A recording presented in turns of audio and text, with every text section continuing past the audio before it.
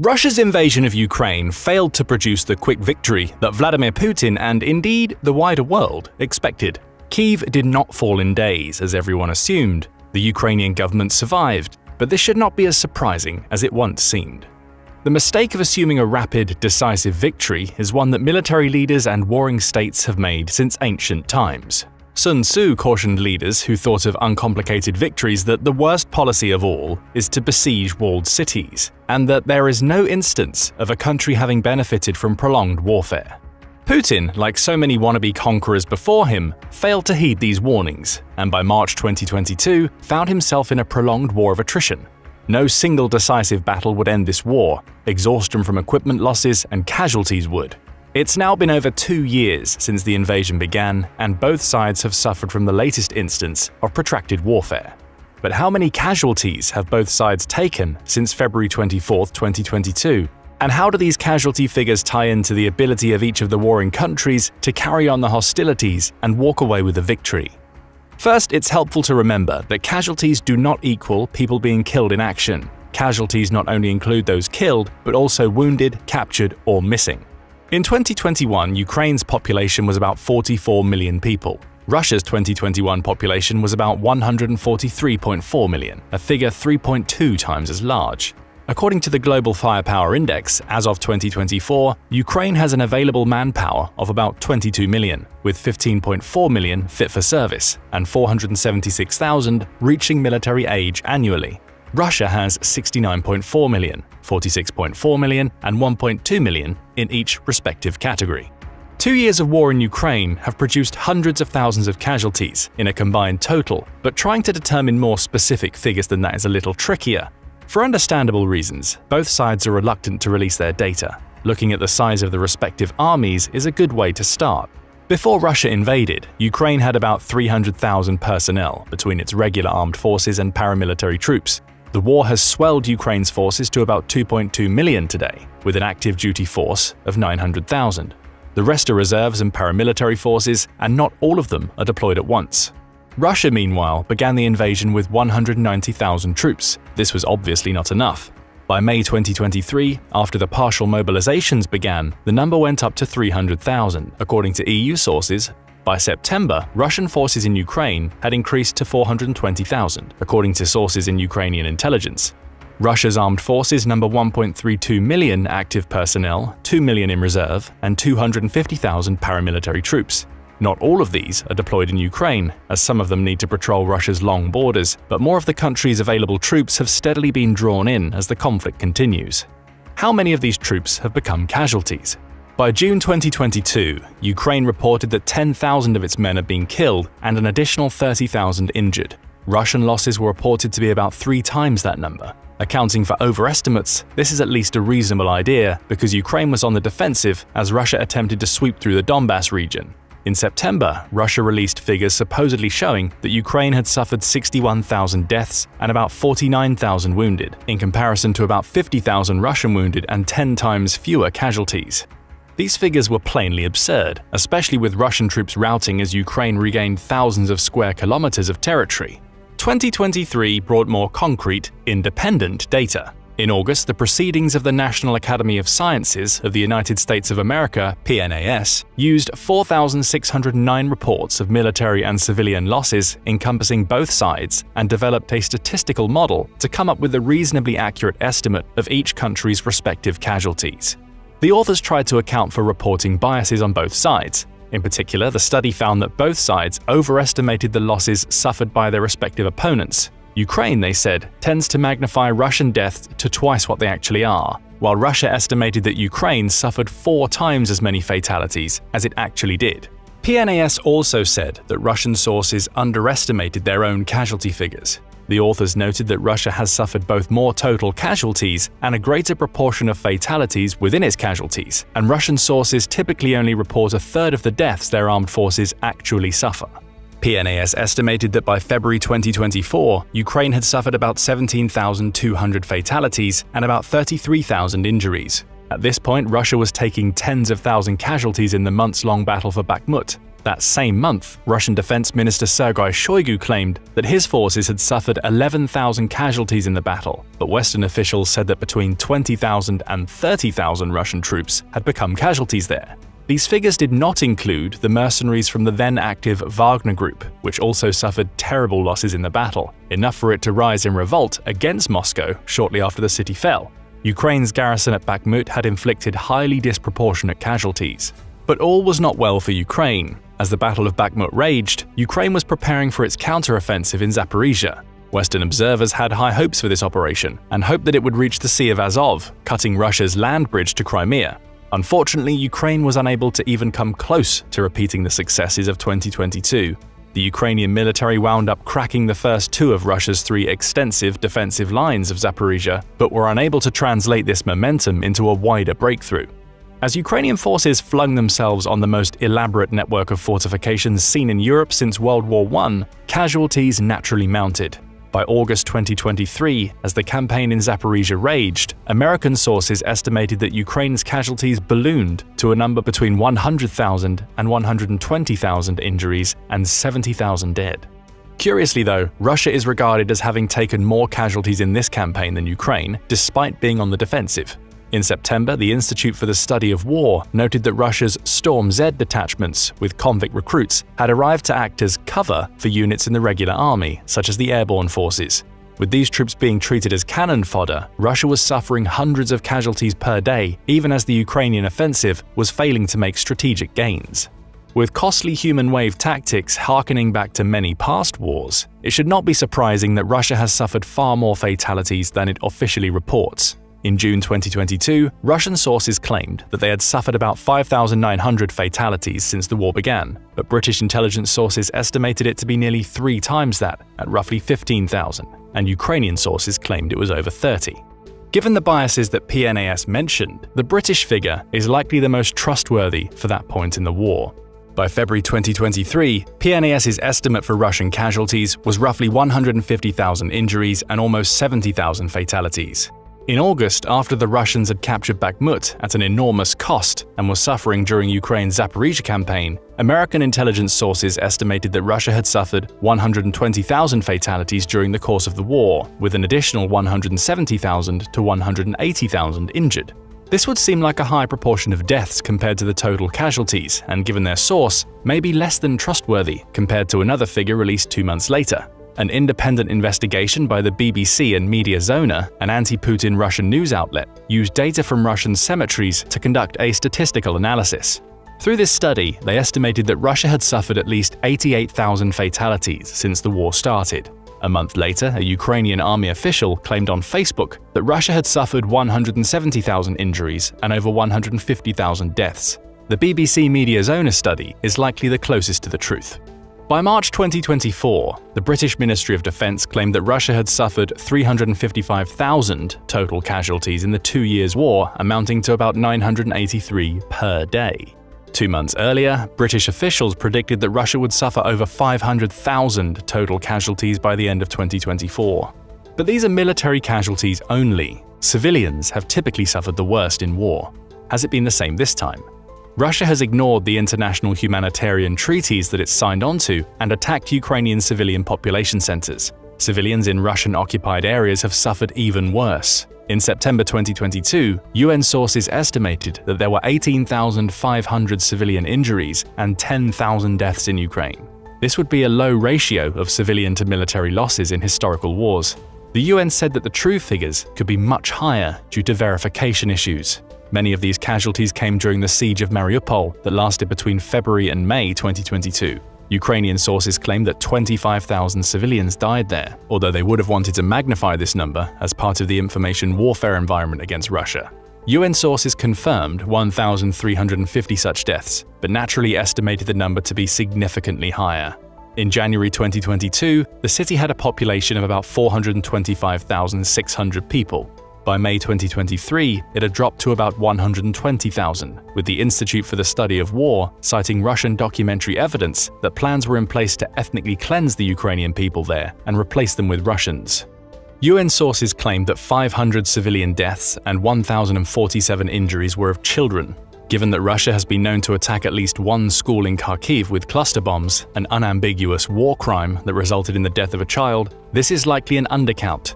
Cluster bombs often fail to detonate, with Russian bombs in particular having dud rates as high as 40%. These unexploded bombs in effect become landmines.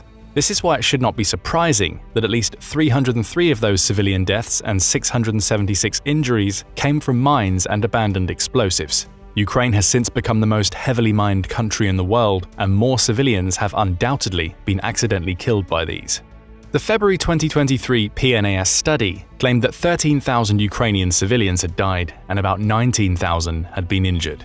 In February 2024, the UN released a new estimate, verifying 30,457 civilian casualties, with close to 11,000 killed and 20,000 injured. In a total war of attrition, inflicting civilian casualties helps to cripple the enemy economy by depriving it of labor and productive capacity. This was the case during World War II, and like in so many other ways, the Russian military seems to be taking this approach to the treatment of civilians in Ukraine, despite international humanitarian law. Since the war has mostly been fought on Ukrainian territory, Russia has suffered few civilian casualties. However, it's not escaped unscathed. Cross-border raids, such as the one in Belgorod in May 2023, and missile drone strikes have left their marks. By August 2023, 7x7, another Russian independent media source, estimated that there had been 105 civilian casualties. These were concentrated near the border with Ukraine. While wounded men can sometimes return to action, this is often not the case. By December 2023, at least 20,000 of Ukraine's wounded had required amputations, and according to a Russian source, that was perhaps being unusually honest. Over half of all the wounded Russian soldiers required amputation. Tens of thousands of troops are also suffering from mental health issues. Lack of adequate rotation, especially in the Russian lines, has led to a full-blown mental health crisis. Abuse of alcohol and other drugs is common. Although the reports vary, the conclusion seems inescapable that Russia has not only suffered more casualties than Ukraine, but at a disproportionate rate. However, because Russia has a significantly larger population, it can still more easily afford its casualties than Ukraine, since they are far more easily replaceable. There are additional problems for Ukraine in mobilizing its people to fight this war. Much of the population has become refugees since the invasion started. 8 million Ukrainians have been internally displaced between February and May 2022. An additional 8 million fled the country by the war's first anniversary. That amounts to 37% of the country's pre-war population. Although most of these refugees have been women and children who are either unfit for military service or are not fit for all tasks, experts estimate that at least 20,000 Ukrainian men fled to avoid being drafted. The situation seemed to improve for Ukraine by the end of 2022, as some of the refugees returned home, with the figures dropping down to 5.1 million internally displaced persons and 6.3 million Ukrainian refugees living abroad. Ukraine's successful counteroffensives drew some people back. However, the war has turned against Ukraine since then. There is a darker side to this population flow. About 1 million Ukrainian nationals have forcibly been deported to Russia. The Fourth Geneva Convention, which Russia has ratified, prohibits this, and so this practice is considered a war crime. The International Criminal Court issued an arrest warrant for some Russian officials, including Vladimir Putin, for this behavior. However, Ukraine is not the only one suffering a loss of available manpower through refugees. Russia has also suffered, and disproportionately, in the prime military demographic. When Vladimir Putin announced his partial mobilization in the autumn of 2022, hundreds of thousands of men left the country to avoid conscription. These people are often some of Russia's best and brightest, who contribute disproportionately to its economy. Between 800,000 and 900,000 total people have fled Russia since the start of the war. At least 250,000 men are among those refugees. These are all people that cannot be called on to do any military service, and their no longer being available is important for Ukraine, as it amounts to Russia essentially losing a year's worth of replacements for its soldiers. This is crucial if it wants to win the war of attrition. Nevertheless, Ukraine is suffering a much worse shortage of manpower, which is why the country's draft laws have been changed. In April 2024, the Ukrainian parliament passed a new law that made more people eligible for conscription. Ordinarily, Ukrainian men over the age of 27 had been subject to conscription upon the declaration of martial law. The legislature has since lowered the age to 25, but the law went further than broadening the draft pool. Ukraine's brass had complained that not enough troops are showing up to camp. Draft dodging has become common. As in most wars of this nature, the initial swell of patriotism has since given into gloom as the cost of the conflict has revealed itself. Troops are no longer so eager to fight. To crack down on draft dodging, the new law requires men to update their conscription data with the authorities within 60 days. Draft dodging now also comes with stricter penalties. A proposal to insert time limits for mobilization was dropped, and military service remains open-ended. However, there are also new incentives. Volunteers now get more pay. The Ukrainian parliament has also loosened recruitment rules in another way. In a sign of the increasing pressure Ukraine is under, the new law takes a page out of Russia's playbook and permits convicts to join the army under some conditions. Women are still not required to serve, but earlier legislation expanded the number of professions in which they were mandated to register. Previously, only women serving in specialized roles such as medicine were required to register for military service. Now women in professions as varied as journalism and music can be mobilized if wartime conditions demand it. So far, women have not been forcibly mobilized, but as pressure mounts, that could change. These new measures inspired fierce opposition among the war-weary Ukrainian public, but casualties in the 2 years of fighting have taken their toll and the military needs replacements. Ukraine's brass, such as General Yuri Sodol, who commands the forces in Kharkiv, Donetsk, and Luhansk oblasts, lamented that he lacked manpower, with the Russian invaders outnumbering his troops by 7 to 10 times.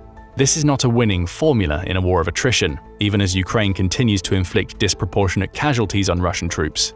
Acknowledging that attrition, and not a decisive battle, would be key to winning this war, the Estonian Ministry of Defense claimed in December 2023 that Russia would need to kill or maim at least an additional 100,000 troops in 2024 in order for victory to be possible. The Estonians warned, if undisrupted, Russia has the capacity to train approximately 130,000 troops every 6 months into cohered units and formations available for launching operations. This would lead to 260,000 new troops available per year, which in turn can sustain a total force of 420,000 troops in Ukraine. The Estonians said that Ukraine must increase the demand for Russian manpower to the point that Moscow cuts corners with its basic training and sends increasingly worthless replacements to the battlefield. These troops will die faster, leading to a feedback loop of Russia becoming increasingly desperate for manpower as the war spirals into an unsustainable cycle. To do this effectively, Ukraine must also mitigate its losses. The Estonians estimated that Ukraine suffered a total of 200,000 casualties just shy of the war's second anniversary. They recommended that Ukraine's Western allies help it to mitigate these casualties by providing better training to Ukrainian recruits. Over 100,000 Ukrainian soldiers have been trained by its Western allies. However, the Estonians reported that this training was not to the same quality. For example, basic training in the US Army is 10 weeks, followed by months of additional training for specialized tasks. Ukrainian troops have only gotten 5 weeks in basic and presumably far less for specialized tasks. It's time for us to set new objectives, a new pace, a new standard of quality in training, the Estonians concluded. This strategy of increasing Ukraine's lethality while training its soldiers to higher standards will require time though, time that Russia believes it has on its side. Ukraine has suffered severe shortages of ammunition in the first half of 2024 as Western aid slowed down. Aid picked up in the spring, with millions of shells and other vital ammunition set to arrive this summer. These packages should take Ukraine at least into 2025. Ukraine already killed or maimed well over 100,000 Russian troops in the first 2 years of the war. With such tools on hand, it's in a good position to meet the benchmark the Estonians have set for it, but difficulties have been multiplying. The British general Sir Richard Barrons warned in an interview with the BBC that a major Russian offensive looked to be coming this summer, which he thinks will be in Donbass and potentially toward Kharkiv. In April, General Christopher Cavoli, the senior American commander in Europe, warned that Ukraine would need significantly more aid and ammunition. Such aid is now arriving, and with stubborn Russian human wave tactics, the new shells, missiles, and later in the year F-16s should give Ukraine the means to inflict the 100,000 deaths and permanent injuries the Estonians believe will be necessary. Only time will tell if the war takes a turn for the better and Ukraine can use its new weapons to inflict the casualties it supposedly needs to. But one thing about the casualties in the fighting is clear. War may be a highly emotional matter, inspiring works of art and the consciousness of nations for thousands of years, but to the generals, it's often only a matter of math. What do the casualties in Ukraine reveal about the state of the war and the prospect for both sides? Will Ukraine be able to inflict the necessary casualties on Russia as its so-called shell hunger ends this summer? How did Putin's grand vision of a swift, glorious victory turn into a nightmare of staggering losses? Like many dictators before him, Vladimir Putin fell for the idea of a short and glorious war when he decided to invade Ukraine. Much like the German Kaiser Wilhelm II before World War I, he believed his boys would be back home in a few weeks or even days. That didn't happen. It's now 2.5 years later, and Russia has suffered hundreds of thousands of casualties, with no end to the conflict in sight. The Russian military is naturally dishonest with its casualty reports, when they come at all, but recent estimates from Western sources like the United Kingdom Ministry of Defense suggest that Russia has suffered over 300,000 total dead or wounded in the war. Mediazona, one of the few independent voices in the country, investigated the register of inheritance cases in Russia in April. Mediazona claimed that these inheritance cases implied about 75,000 dead soldiers in Ukraine over the first 2 years of the war.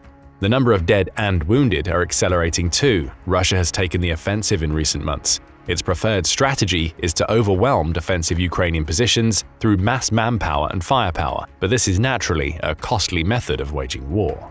In July, the UK Ministry of Defense estimated that Russia had taken 70,000 casualties just since May, at a pace of around 1,000 per day. This was the highest casualty rate since the invasion began, even more than when Ukraine defeated the Russian forces in Kharkiv and around Kherson in the summer and fall of 22, and composed a tenth of the total Russian casualties to that point. For now, the Russian public has been kept largely in the dark about the true cost of the war in Ukraine, but with these accelerating losses, this ignorance might be starting to fade. He might not need to worry about re-election anymore, but it would be problematic for Putin if the Russian public started to feel like they were suffering too many losses. Yet Putin is in desperate need of more manpower to cover the accelerating casualties. So if you're a dictator, what do? Putin seems to be answering with an approach that many dictators have taken before him since ancient times, relying on foreign mercenaries. How did he get here? Will the new sources of manpower help him to avoid the worst political consequences prolonged warfare could bring his regime? One of the ways that Putin's regime has managed to cover up the worst costs of the war in Ukraine is by concentrating the losses in outlying regions. The April 2024 Mediazona investigation about Russian casualties found that the bulk of them came from the Krasnodar Krai and Bashkortostan areas. It's no coincidence that these two regions account for such a high percentage of the dead and wounded. They are the third and seventh most populated regions in the Russian Federation, respectively. Krasnodar Krai is close to Crimea, which makes it an ideal place from which to transit troops to the front. However, the bigger tell is that Krasnodar Krai and Bashkortostan sit on the edge of Russia's European heartland, where 75% of the country's population is situated. This political geography puts them close enough to the front and with a high enough population to provide a steady supply of soldiers, but far enough from Russia's elite centers of influence in Moscow and St. Petersburg to ensure that their losses won't be noticed too much. Russia has taken this principle and applied it throughout its territory. 80% of Russia's male population between the ages of 18 and 49 are considered eligible for military service, but these men have not been mobilized on an equal basis. Logic would dictate that all things being equal, most of the available manpower would be from the European heartland, and therefore most of the casualties. But in Putin's Russia, things are far from equal. Russia may be a dictatorship, but even dictators have people they need to answer to. Sending a lot of coffins back to Moscow or St. Petersburg is not something he wants to do. A groundswell of discontent there might be the one source of pressure that he will be forced to take heed of, so he needs to make sure the affluent people there do not suffer too severely. This is why the recruits mobilized for the war effort come heavily from Russia's outlying areas. They are poorer than the national average and disproportionately composed of ethnic or religious minorities.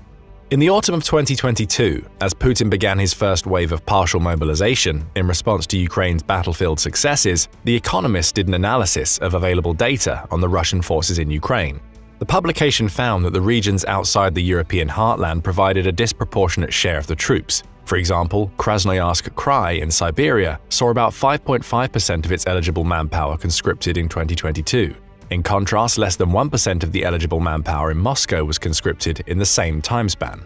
The Economist also found that 23 of the 26 regions which supplied most of the Russian manpower in Ukraine were below the national income average. Other sources back the assertion that the war's heaviest costs are being imposed on Russia's poor, minority, and outlying populations.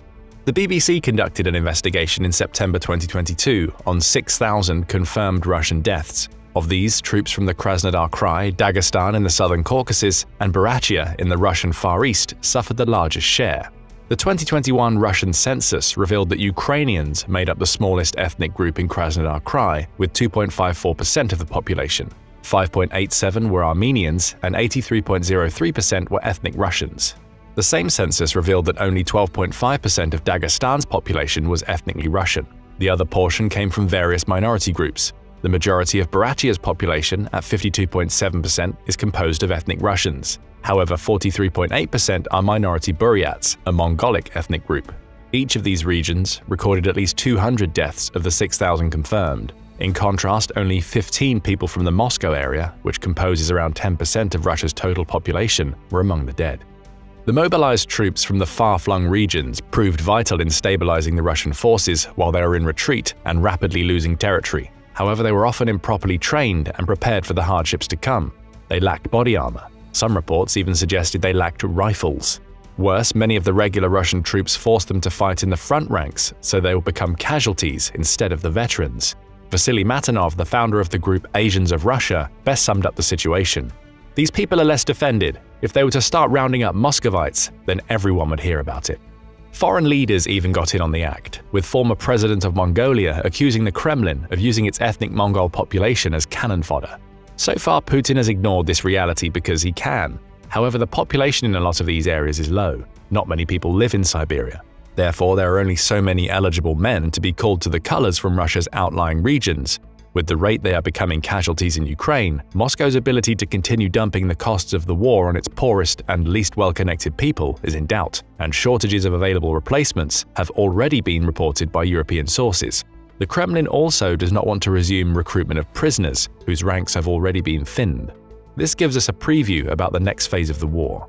Conscription was not the only reason why so many of these vulnerable men joined the Russian military. For the troops from impoverished regions where opportunities are few, military service is the only realistic way to make money. Russia now seems to be keen to export this model abroad, literally. Rather than conscript people from Moscow and St. Petersburg and create political problems, the Kremlin is looking to foreign countries to find new sources of manpower. Russia's authoritarian form of government allows it to come up with creative ways of finding manpower without resorting to a full mobilization. In response to the new casualties in Ukraine, it's taken to targeting foreign students. African nationals in Russia on work visas have also been targeted. The Kremlin has given both of these groups a new choice. They can sign contracts with Russia's Ministry of Defense and become soldiers, or be deported to their countries of origin. The UK Ministry of Defense reports that Central Asian migrants have also been targeted. There are many of these in the country, and their governments tend to be friendly to Russia due to prior Soviet ties. The British report that Russian law enforcement has concentrated on Central Asian migrants with coercive methods, inventing criminal charges, and then declaring that they must sign military contracts to avoid arrest. But it's not just people working in Russia. Africans in Africa have also been a keen source of interest for Russian recruiters. As early as the spring of 2023, reports of African troops fighting for Russia in Ukraine began to circulate. At first, these troops were reported within the Wagner Group's ranks during the Battle of Bakhmut, where the unit suffered severe losses. Given Wagner's long presence on the African continent, this might not be surprising, but Russia's ties with Africa go back to the Cold War. In that era, the Soviet Union invited African students to study within its borders as a way of increasing its influence in countries that only had recently achieved independence from European empires. The tradition continued after the Soviet Union collapsed, and roughly 35,000 African students are studying in Russia today. Many Africans have favorable opinions about Russia even now, remembering that the Soviet Union supported their efforts in freeing themselves from European colonial rule and Moscow's dogged opposition to the apartheid regime in South Africa. In a March 2022 vote of the United Nations General Assembly, 17 African countries, including South Africa, refused to condemn Russia for its invasion, instead choosing to not participate in the resolution. The use of African troops expanded in 2023. As the year went on, intelligence sources reported on the existence of a so-called Africa Corps in the Russian army, which had a roster of about 5,000 men. Many of these troops had already served in the Wagner Group and were experienced fighters, veterans of the Syrian civil war and conflicts in Libya, Burkina Faso, and Niger. Russia has also simply taken to recruiting mercenaries from abroad directly, again preferring Africa. Not coincidentally, as Russian casualties were accelerating in the spring of 2024, reports began to circulate that the Kremlin was redoubling its efforts to bring these foreign fighters in. Ukrainian intelligence sources report that Russian recruitment drives have ramped up in sub-Saharan Africa. The bulk of the effort seems to be concentrated in 4 countries: Rwanda, Burundi, Congo, and Uganda. Somalia may also be a target. With its long civil war, it has experienced fighters, and Somalis have been a known presence in Russia's already existing Africa Corps. Russian military recruiters are reportedly offering troops from these and other African countries a $2,200 monthly salary, a $2,000 bonus for signing up, health insurance, and Russian passports for themselves and their families. As generally the average annual incomes in these nations is $2,290 in Congo, $930 in Uganda and Rwanda, $600 in Somalia, and $200 in Burundi. This offer is obviously an attractive one. One Nigerian soldier fighting for Ukraine in 2022 grimly reported that life there, even in a war zone, was more desirable than his impoverished homeland, where the annual income is $2,160. Many African mercenaries fighting on the opposite side of the war probably think the same. The population in sub-Saharan Africa is also growing faster than any other portion of the world. It's a young source of manpower, which is notable considering that the average age of the soldiers on both sides of the war in Ukraine is in the 30s and 40s, far older than wars in the past. This is because Russia and Ukraine's populations are aging rapidly. In Africa, Putin has a source of manpower he may be hoping to call upon in the long term. It's not known how many Africans have taken up the Russian offer, but their presence is growing in Ukraine. Russia does not seem to be limiting its recruitment efforts to Africans or Central Asians. It's reportedly tried to bring in troops from as far afield as Nepal, India, and Cuba. Russia has had long ties to the Cuban regime stretching back to the Cold War. Meanwhile, although India has steadily come closer to the United States thanks to ongoing tensions with China, it maintains a tradition of security ties to Russia. It buys Russian military equipment like the T-90 tank and the S-400 air defense system, even risking American sanctions to do so. New Delhi has also abstained from condemning Russia for the invasion in the UN General Assembly. Its increased purchases of Russian energy have been vital in stabilizing Moscow's financial coffers since the invasion began. Despite this, Indian students have reportedly been targeted by Russia's military recruiters using the same coercive methods. According to India's embassy in Russia, there are about 14,000 Indian nationals in Russia, with roughly 4,500 students enrolled in Russian higher educational institutions. This would not be a significant source of manpower for long, so Putin's regime seems to be getting even more creative in how it's luring additional Indians to fight in its ranks. At least 100 Indian soldiers have been documented fighting in the Russian army in Ukraine, but Putin's regime seems to want to increase this number, no matter how underhanded the methods. In early 2024, Indian authorities uncovered what they called a Russian human trafficking ring. The operation began with Russian recruiters offering young Indian men positions as helpers in the military establishment of Russia. If the Indian men accepted the offer, they would require training. Unfortunately for them, this training was the hardest form of training possible, being sent to the front. The Russian agents reportedly offered these men a monthly salary of around $1,800. Considering the average annual income in India is $2,390, this was an attractive idea. But there was a catch. The Indian men needed to pay the Russian agents about $3,600 to get started. Since this is a sum most Indians cannot afford, the men needed to get the money through a loan. Conveniently, they were then on the hook. Such tactics are common in human trafficking networks. Russian recruiters are reportedly using similar tactics in Nepal, the United Arab Emirates, and Sri Lanka. As of December 2023, at least 100 Nepali men were missing or injured in Russia, with 10 deaths confirmed and 4 confirmed prisoners. The Nepali authorities suspect that there were a lot more. It reached the point that the Nepali government had no choice but to deny permits to any of its citizens who wanted to pursue work in Ukraine or Russia. Why would the Kremlin go to such lengths to avoid mobilizing people from the main European heartland, especially in Moscow and St. Petersburg, to the point that it would even risk deteriorating the relationship with India, one of its most important post-invasion economic partners? Because all wars are political. Russia has a history of fighting costly wars. In World War I, the cost became so great that the country saw not one but 2 revolutions in a single year, which toppled 2 successive regimes. Putin is aware of this history. Putting more of the burden on the major Russian population centers risks him losing power. Ukrainian sources report that the Russian public is becoming increasingly frustrated about pro-war propaganda, particularly among families of wounded soldiers who see their loved ones being sent back to the front. According to some relatives of these troops, they are returned to the battlefield even when they are sick, have mental fatigue, or have suffered injuries that only recently healed. One mother of a mobilized soldier asked on Russian social media, what kind of stormtroopers would they be if they can't even carry a gun? These people are more likely to be informed of the real situation.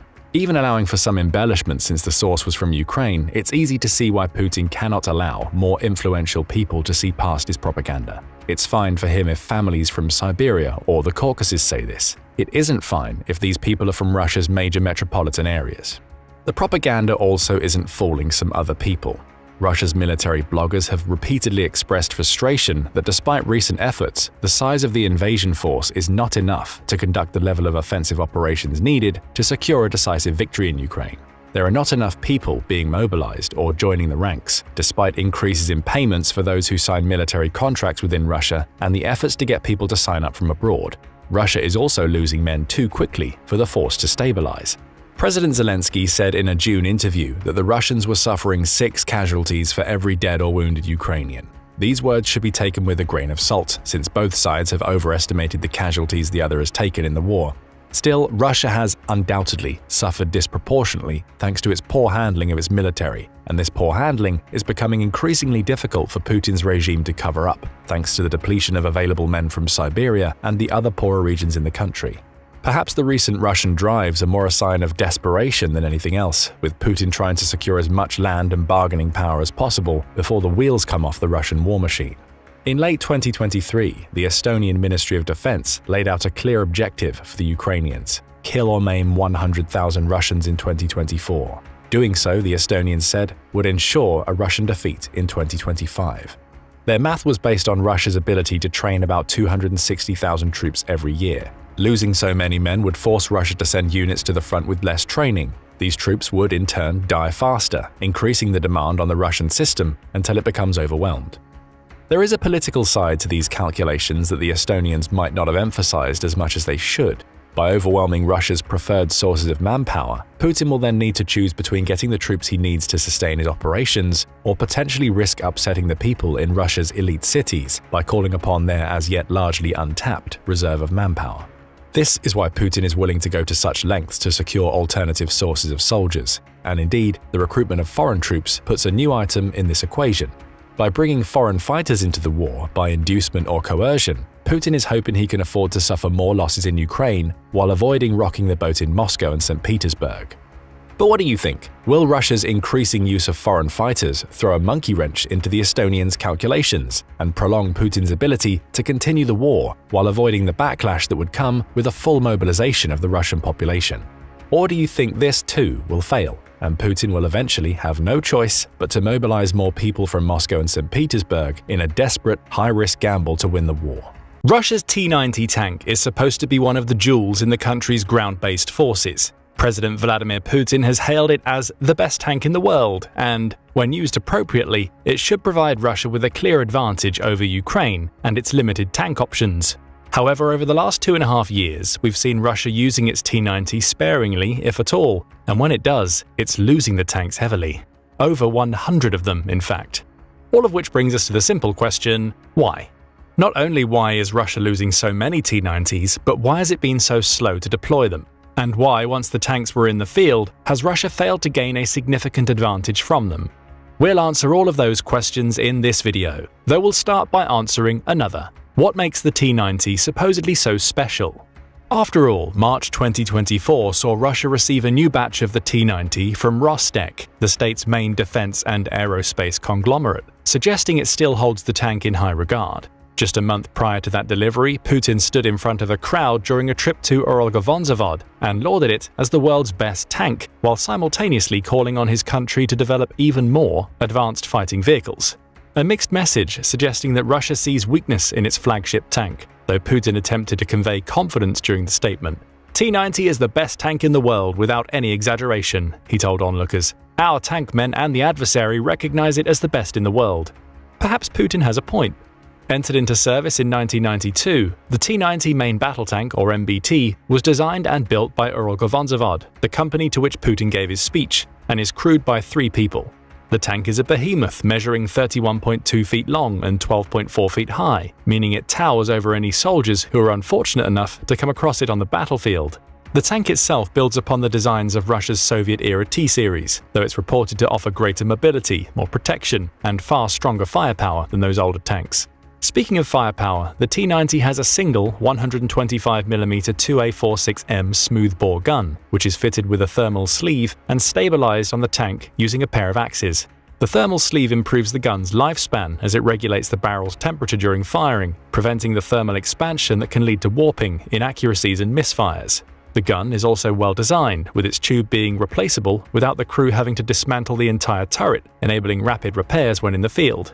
Add versatility into the mix. The 2A46M can fire high-explosive fragmentation, armor-piercing, discarding sabot, and high-explosive anti-tank rounds, and you get a gun that can be adapted to confront almost any situation the T-90 faces on the ground. Then there's the 9M11 Reflex anti-tank guided missile system built into the T-90. That missile system has a range between 328 and 13,123 feet, making it suitable for firing on opposition tanks at short or medium range. It's also fast. It takes just 11.7 seconds to reach its maximum speed of 13,120 feet, meaning the missile can travel at speeds faster than 1,000 feet per second. The 9M119 comes into its own when used against tanks that have explosive reactive armor, or ERA, which is designed to withstand kinetic rounds and the high-explosive anti-tank rounds fired from the T-90's main gun. In other words, if the gun won't do it, the T-90 can send a missile to get the job done. Each missile weighs 51.5 pounds, with the missile system even capable of targeting low-flying and relatively slow-moving aerial targets such as helicopters. The hollow charge warhead is extremely damaging, with the missile also being loaded with a laser beam riding guidance system to help it reach its target. Again, we see versatility, meaning the T-90 is packed with weaponry that should, in theory, allow it to tackle both ground-based and aerial targets. Add a 12.7mm air defense machine gun and a 7.62mm coaxial PKT machine gun to the mix, and the three-person crew has a lot of options when it comes to firing on the enemy. Of course, these options would mean little without adequate protection. A tank is a slow-moving target, even if it packs a big punch, so Russia had to ensure the T-90 was capable of standing up to enemy firepower. A combination of the previously mentioned ERA and conventional armor plating make up the bulk of the T-90's protection. The Storer 1 defensive suite adds to this armor. It's designed to offer early warning systems and help to conceal the T-90 when it's under threat of attack. Features of this suite include a laser warning system that uses 4 receivers to inform the crew of incoming threats. An infrared jammer can help to disrupt weaponry that's on course to strike the T-90s, and the Storer 1 even has a grenade discharging system. Rather than being used to attack the enemy, that system generates an aerosol screen intended to shield the T-90 from vision. All of this is controlled with a computerized system. On the maneuverability front, the T-90 comes with an 840 horsepower 4-stroke V12 piston engine fueled by a combination of diesel and either benzene or kerosene. It carries several fuel tanks, which are armor-plated and combined to hold up to 351 gallons of fuel. But perhaps the most interesting feature is its snorkel system. Designed for deep riding, the system can be activated within 20 minutes and allows the tank to ford 16.4 feet of water as long as it's loaded with the appropriate equipment. So the T-90, when looking at its specifications alone, is an impressive piece of equipment. Several other countries certainly seem to think so. The Indian Army started ordering T-90s from Russia in 2004, rechristening the tank as the Bhishma in the process. According to Army Technology, India has purchased 300 T-90s from Russia and currently operates 1,100 of the tanks, with the rest having been built internally using parts provided by the Russian military. Algeria is also a regular buyer of the tank, as shown by a March 2006 order for 180 of them. Uganda has at least 44 T-90s, with Saudi Arabia also buying 150 of the tanks in September 2009. This base T-90 model has gone through numerous upgrades in the years since its introduction, culminating in the T-90M model 2017, also known as the Proyev 3. It's this upgraded version that Putin believes is the best tank in the world. Designed in the wake of Russia's counter-terrorism operations in Syria in the 2010s, the T-90M has a more powerful engine than the T-90, upgraded to 1,130 horsepower compared to the standard version's 840, and is equipped with the PNM Sosna U gun of view system. This gives the T-90M all-weather capabilities, while improving its targeting tracking. Upgraded ERA and a new steering wheel have been built into the latest variant of the T-90, as has a removable turret bustle, allowing the tank to store 8 additional rounds. The T-90M is also faster than the base model, as it's capable of reaching speeds of up to 37.2 miles per hour, and it can cruise for up to 341.7 miles. Beyond that, the T-90M uses the same weapon systems as those built into the base T-90. Regardless of the variant used, Russia has a tank that it should not only be able to use to strengthen its army, but is desirable enough that other countries are willing to spend hundreds of millions of dollars to get their hands on it. No wonder Putin claims it to be the best tank in the world. But there's a problem. For as powerful as the T-90 and T-90M appear to be on paper, it's proven somewhat ineffectual in the war in Ukraine. So ineffectual, in fact, that Russia has lost far more of them than it could have ever anticipated. On July 16, 2024, Newsweek reported that the T-90M tank losses had reached a grim milestone. It was on this date that those losses hit the three-figure region, with Newsweek quoting the open-source war track Oryx as claiming that Russia has lost 100 of its T-90Ms since the beginning of the Ukraine war. However, that 100 number may be a misnomer. Oryx says that it only records a loss when photographic or video evidence is available, meaning the actual number of T-90 and T-90M losses may be significantly higher than recorded here.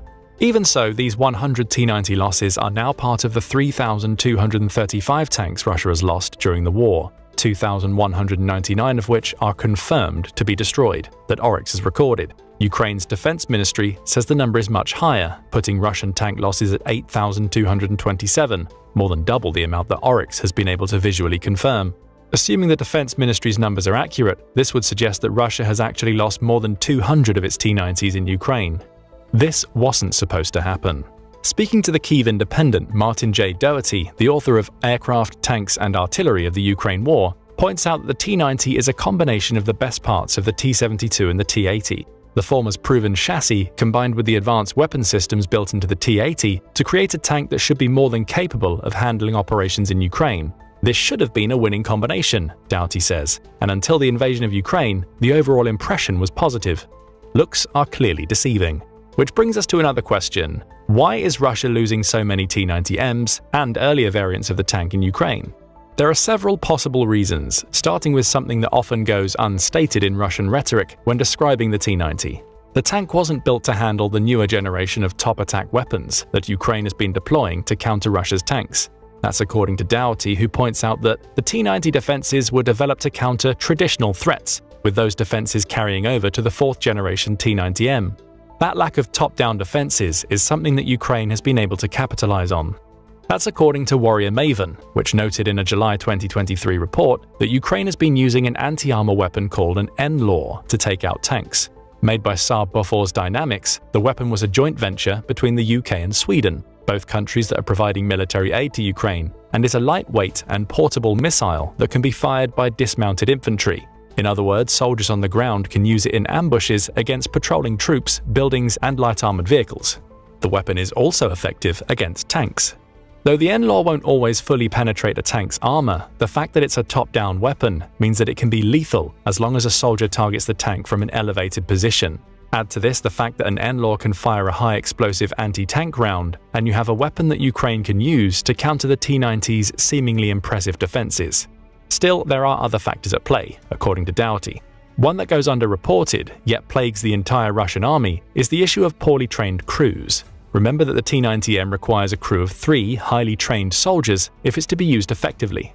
However, several encounters between Russian and Ukrainian forces have shown the Russians to be tactically inept. For instance, February 2023 saw Russia attempt to take the town of Volodar, which sits about 93 miles southwest of Bakhmut. That offensive resulted in Russian soldiers fleeing, leaving behind over 30 armored vehicles. Reporting on the incident, the Institute for the Study of War says that footage of Russia's assault demonstrated highly dysfunctional tactics, suggesting that the personnel deployed were not only poorly trained, but were operating under poor command. Russia has been attempted to overcome these training issues by simply throwing more soldiers at its assaults. The tactic has worked on several occasions, but it also means that Russia absorbs massive losses, both in people and equipment, in the process.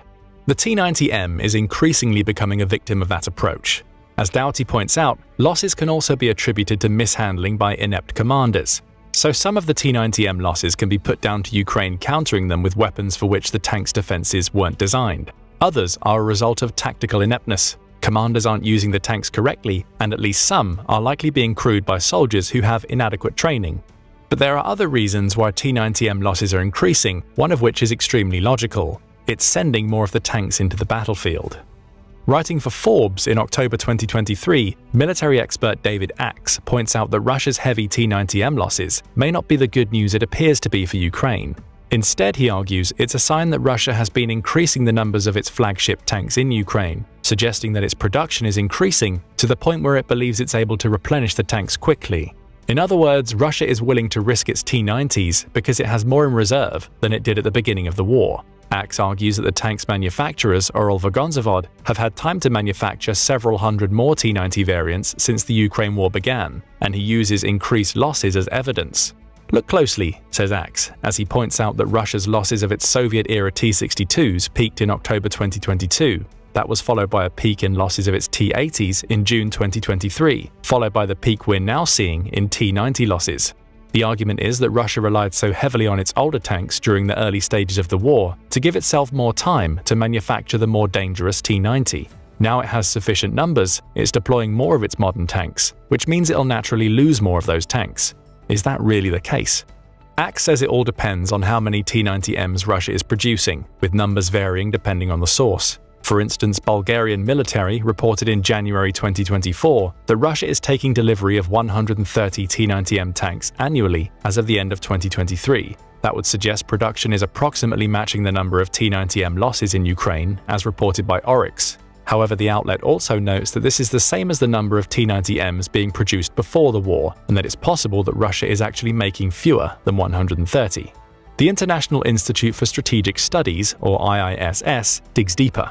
In June 2024, the IISS published an article in which it outlined quarterly deliveries of the T-90M to Russia.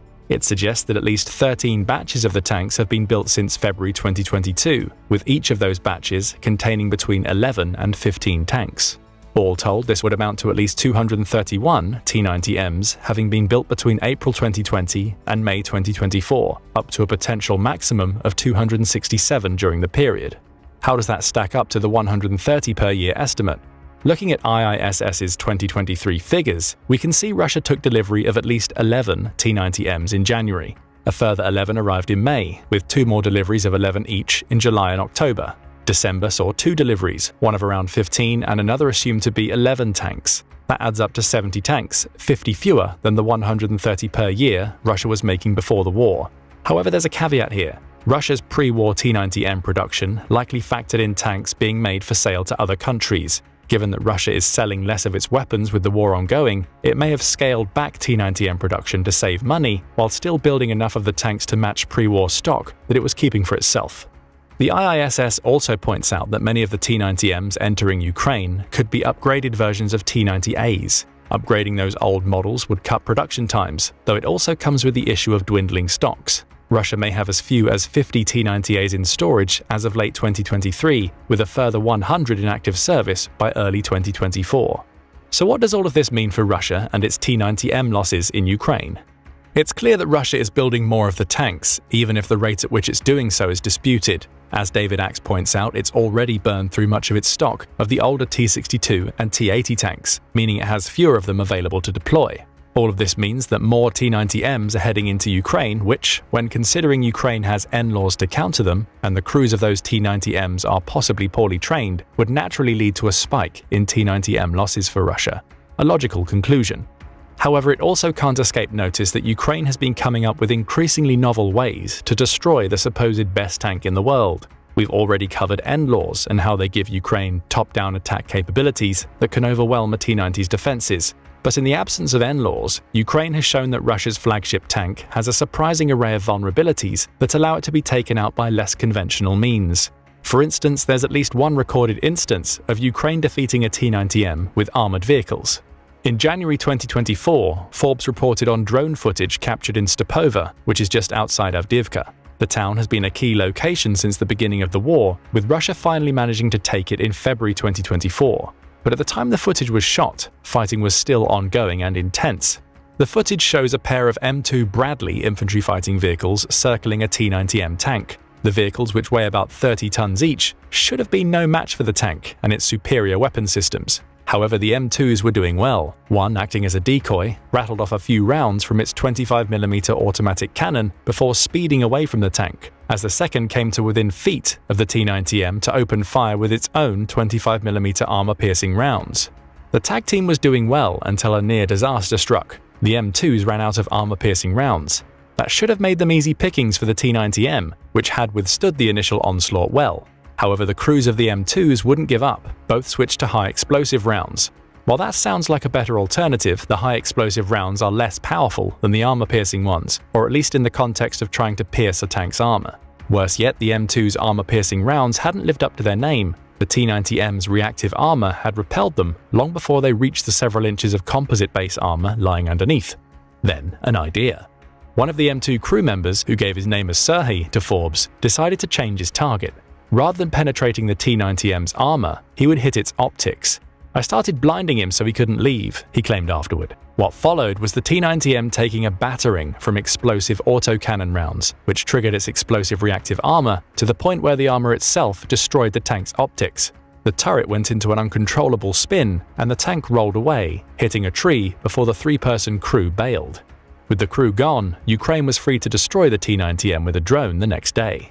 This incredible footage showcases two of the issues we've touched on already in the video. First, the T-90M's defenses aren't as impressive as they first appear, especially when stacked up against unexpected tactics and weaponry.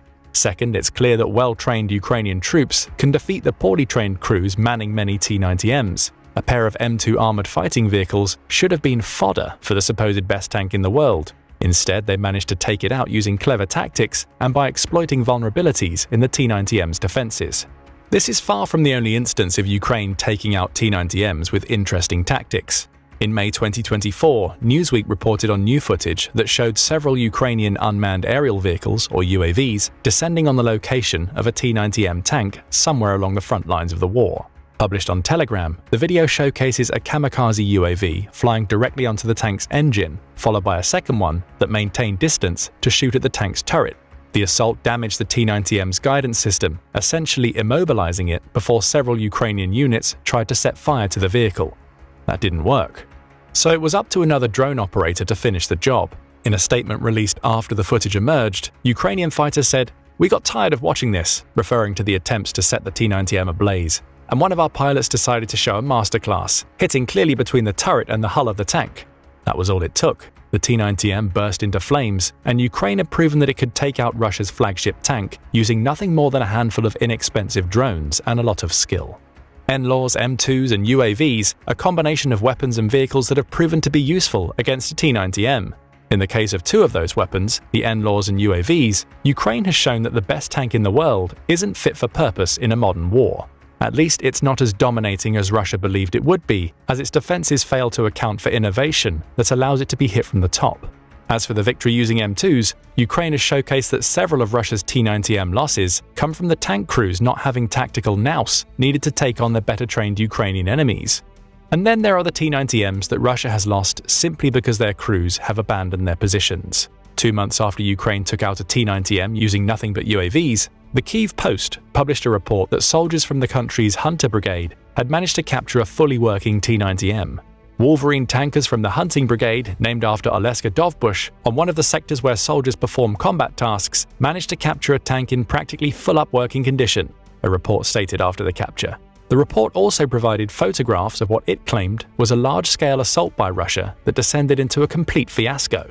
That fiasco resulted in the T-90M either being abandoned or somehow left uncrewed, allowing a member of the Ukrainian Hunter Brigade to simply sneak up, jump inside, and drive it back to Ukraine's position.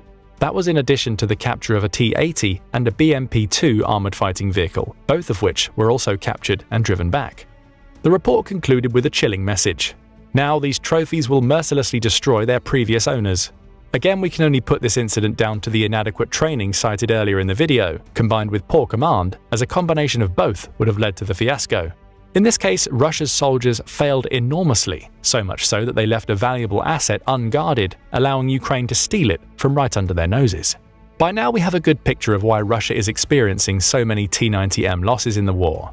It's maintaining some level of production, likely between 70 and 130 T-90Ms per year, which is allowing it to slowly introduce more of its best tanks to the battlefield. But more tanks lead to more losses as a natural outcome of war. It's also being spurred on to introduce more of its T-90Ms because it's losing so many of its cheaper Soviet-era tanks. As their stockpiles dwindle, Russia is using newer and more expensive tanks. Then, of course, there's Ukraine's ability to counter the T-90M threat. Russia's tank can't stand up to NLAW fire, and it's being shown to be vulnerable to UAVs and even well-trained soldiers operating the kinds of vehicles the T-90M should easily be able to destroy. Throw inadequate training and inconsistent command into the mix, and you have a recipe for losses. There's only one question left to ask. What can Russia do next? Right now, its T-90M losses aren't so heavy that it can't replenish them over time. However, it's also manufacturing new tanks in such limited quantities that the T-90M will only ever see a limited role in Ukraine. Still, it also has an even newer tank that it claims is even better than the T-90M, the T-14. So why haven't we heard much about this tank's exploits in Ukraine? The answer is simple. In April 2023, Reuters reported on the debut of this new tank in Ukraine. However, we've heard little about it since because Russia is using it in an extremely limited capacity. Production of the tank, which has an unmanned turret operated by a crew in an isolated and armored chamber within the tank's hull, is likely less than 50 per year, according to the British military. As for its usage, it appears the T-14 is being kept behind the front lines, from where it occasionally fires on Ukrainian positions. It's not front and center in the war in the same way the T-90 is.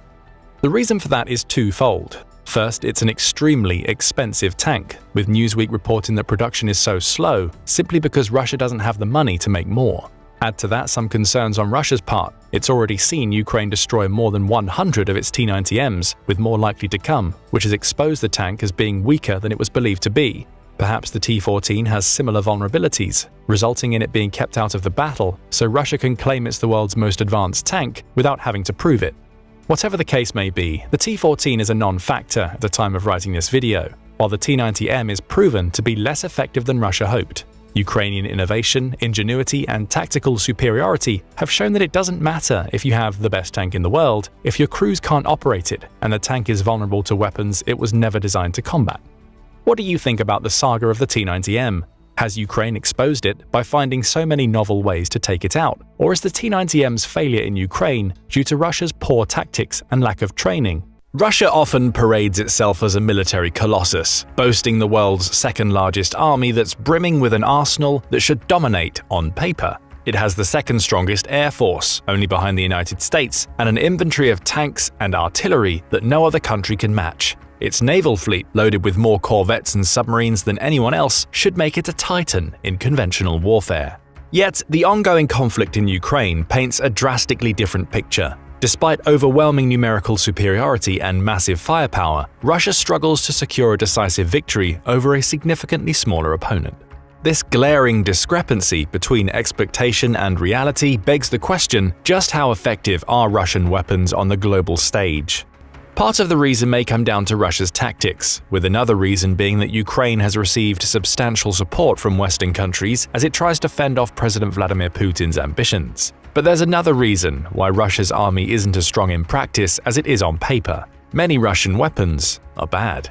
So bad that they fail to keep up with what the West is producing, leading to Russia's soldiers in Ukraine facing heavy losses. It wasn't this way in the past. At the height of the Cold War, Russia's weapons had a reputation for being robust and well-made. They may have well lacked all the bells and whistles associated with American weapons, but they did what they needed to do on the battlefield. They worked. Take the T-34 tank as an example. Introduced in 1940, the T-34 went on to become Russia's most successful tank. It was also a masterclass in innovation, becoming the first modern tank to feature sloped armor, which makes it harder for anti-tank weapons to penetrate the vehicle's shell, and featuring an independent suspension system that made it more maneuverable. That innovation in design, coupled with a focus on functionality, would be a hallmark of Russian weaponry for years to come. The country built nuclear submarines, fighter jets, and could compete with the best the United States had to offer, and perhaps most famously, the AK-47 Kalashnikov. Often considered one of the world's most reliable rifles, the AK-47 and its variants have sold 100 million units, and according to military.com, is still the standard infantry weapon for 106 countries. Those kinds of sales don't happen for a poor weapon. They're also indicative of Russian military exports in the past. Through the 1980s, Russia was one of the world's leading weapons exporters, only trailing the United States in terms of pure volume sold.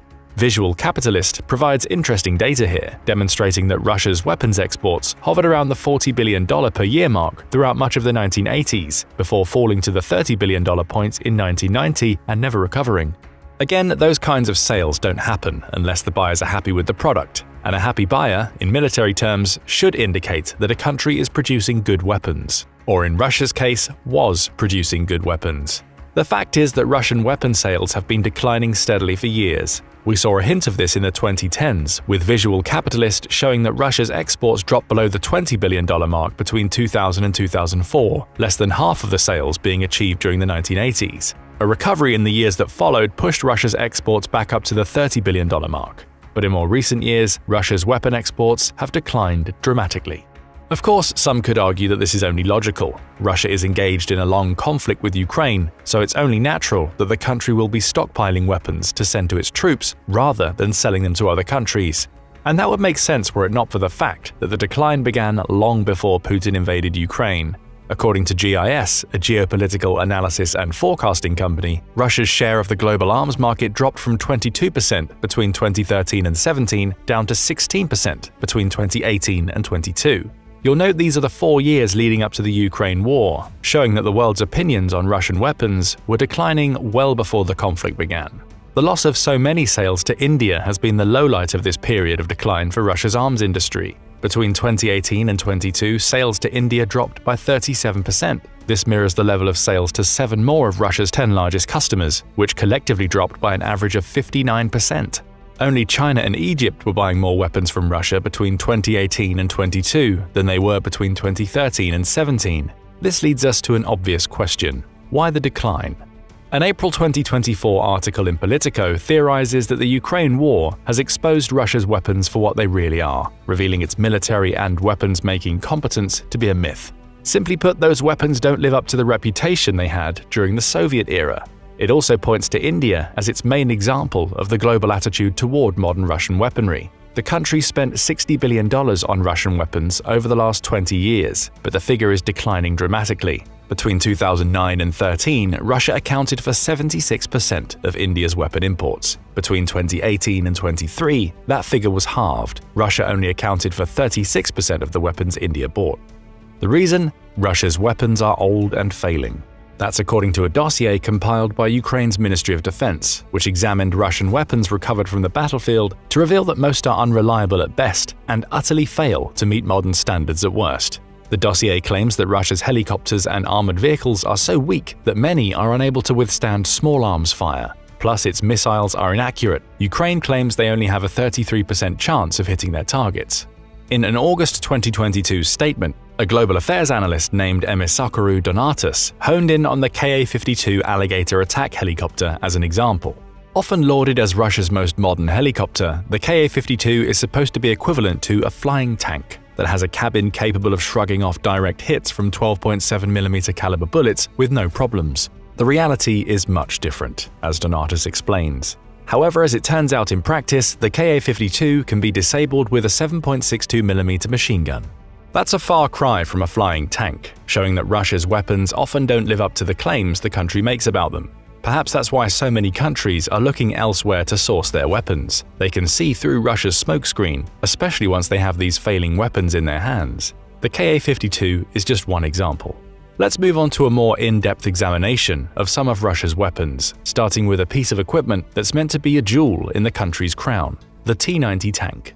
Created during the late Soviet era, the T-90 was a massive upgrade over the older T-72 and T-80 tanks in Russia's arsenal. And for the time at least, it was among the best tanks in the world. Featuring reactive and advanced composite armor, along with a 125mm gun and a fire control system that was as modern as they came, it looked every inch the modern tank on paper. But long before the Ukraine war, it was already starting to be exposed.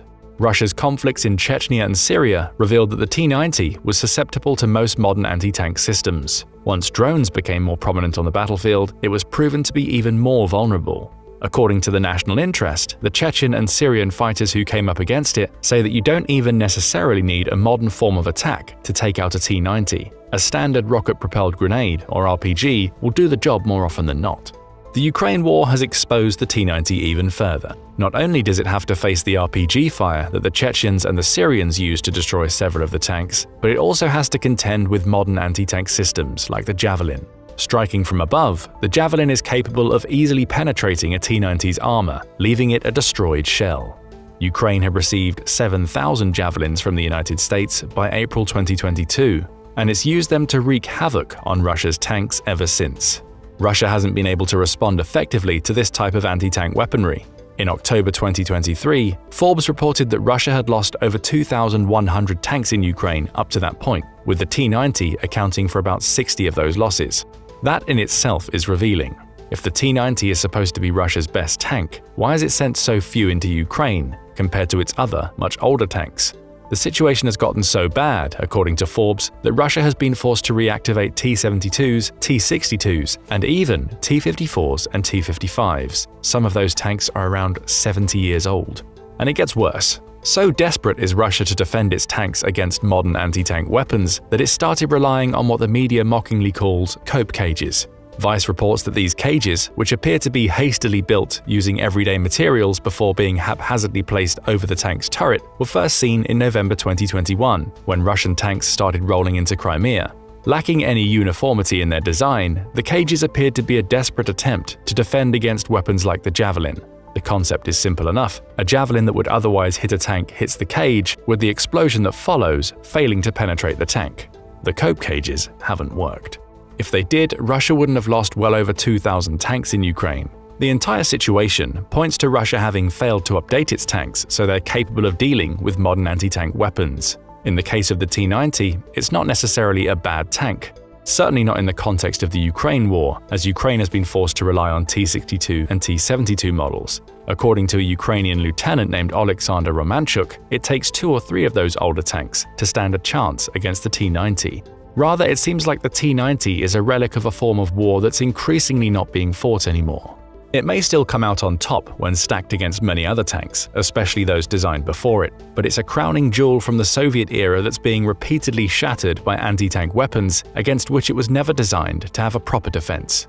Let's switch focus to Russia's missiles. Earlier you heard Emissakarou Donatis's claims that Russia's missiles aren't particularly accurate. He dug deeper into this claim back in 2022, claiming that expert evaluations of Russian missiles in Ukrainian territory found that the 3M-14 caliber cruise missile, which was launched from the sea, had just a 33% chance of hitting its target. Worse yet, around 30% of these missiles hit civilian targets, rather than the military targets at which they're aimed. A March 2022 report published in Reuters seems to back those claims up. It quoted 2 US officials who spoke on condition of anonymity, and their claims that Russia's missiles were suffering failure rates of up to 60% during the first 2 months of the war. Reuters speculated that these failure rates could be why Russia failed to establish early aerial control, despite having a much larger military. Furthermore, it's why Russia struggled to capture targets quickly in the days before Ukraine was receiving regular support from the West. For context, the US estimated that Russia fired 1,100 missiles into Ukraine up to March 25, 2022. If the 60% failure rate is accurate, that means 660 of those missiles either failed to hit their targets or didn't detonate when they did. According to the military experts Reuters spoke to, a failure rate of 20% would be considered high. A rate of 60% is catastrophic. Defense News speculates that, much as we've seen with Russian tanks, the country's missiles have failed to keep pace with modern developments. In May 2023, it noted that Russian missile strikes against Ukrainian infrastructure were becoming less frequent. That was after a year of the country growing increasingly reliant on missile strikes, which was less a sign that the strikes were working and more a sign that Russia wasn't achieving its objectives. The outlet claims that a typical missile-heavy strategy would see an early bombardment, as we saw during the first months of the war, that would slow down once the missiles had done their job of destroying vital infrastructure and military locations. That's not what happened. A combination of poor Russian intelligence and a lack of modern targeting capabilities, Defense News says, is responsible for this. Simply put, Russian missiles are too easy for Ukraine to shoot down, assuming they even reach their targets in the first place. Perhaps that's why Russia is increasingly relying on older weapons such as its glide bombs to wreak havoc on Ukraine. The country has been taken to converting old 1.5-ton Fab 1500 and 3.4-ton Fab 3000 bombs by attaching wings to them. The bombs are launched from behind the front lines, with the wings allowing them to glide somewhere close to their targets. they're not particularly accurate, at least compared to the modern accuracy such a modern missile should have. But even if they don't hit their target exactly, they produce such a large explosion that they still cause massive damage. While you could say the use of these old bombs represents a stroke of ingenuity by the Russians, it's also an unintentional confession. Our missiles aren't doing the job, so we've had to come up with other ways to attack Ukraine. So Russia's tanks and missiles are clearly showing their age, and are failing at rates nobody expected before the war in Ukraine began, but it gets worse for Russia. Its air force is struggling just as much as its ground troops. In February 2024, the BBC reported that Ukraine has shot down a staggering 342 Russian planes, along with 325 of its helicopters. That's an embarrassing figure for a country that's supposed to have the second strongest air force in the world. And again, Emisakaru Donatas highlighted one of the reasons why this might be happening when speaking about the Ka-52 earlier. Russia's flying tank can be taken down with fairly standard munitions, and it doesn't stop there. According to an October 2023 article on Breaking Defense, the Russian Aerospace Forces, or VKS, are struggling with availability rates after losing so many of its aircraft. But even more worrying for the VKS is that many of the planes it's losing aren't its older, Soviet-era Sukhoi and MiG fighters. The more modern Sukhoi models are just as prone to being shot down as the outdated jets it's sending into Ukraine. Breaking Defense goes on to report the accumulation of flight hours in many of Russia's older planes, such as the Su-34, were already in excess of the country's pre-war projections. Those craft are being forced to log more hours in the sky than they were designed to manage, essentially meaning they're running on fumes from a mechanical perspective. That increase in hours also creates a need for more maintenance, with the UK's Ministry of Defence pointing out that this is a problem for the VKS too. This need for extra maintenance is complicated by a shortage of spare parts because of increasing demand and international sanctions. An August 2023 report by RAND offers more details. It says that Russia finds itself in a position where it's still trying to transition away from the Soviet-era aircraft that made it such a powerful aerial force during the Cold War era. It's also struggling to bring new aircraft online. Around half of Russia's fleet is made up of upgraded Soviet-era planes because it isn't able to build new aerial assets quickly enough.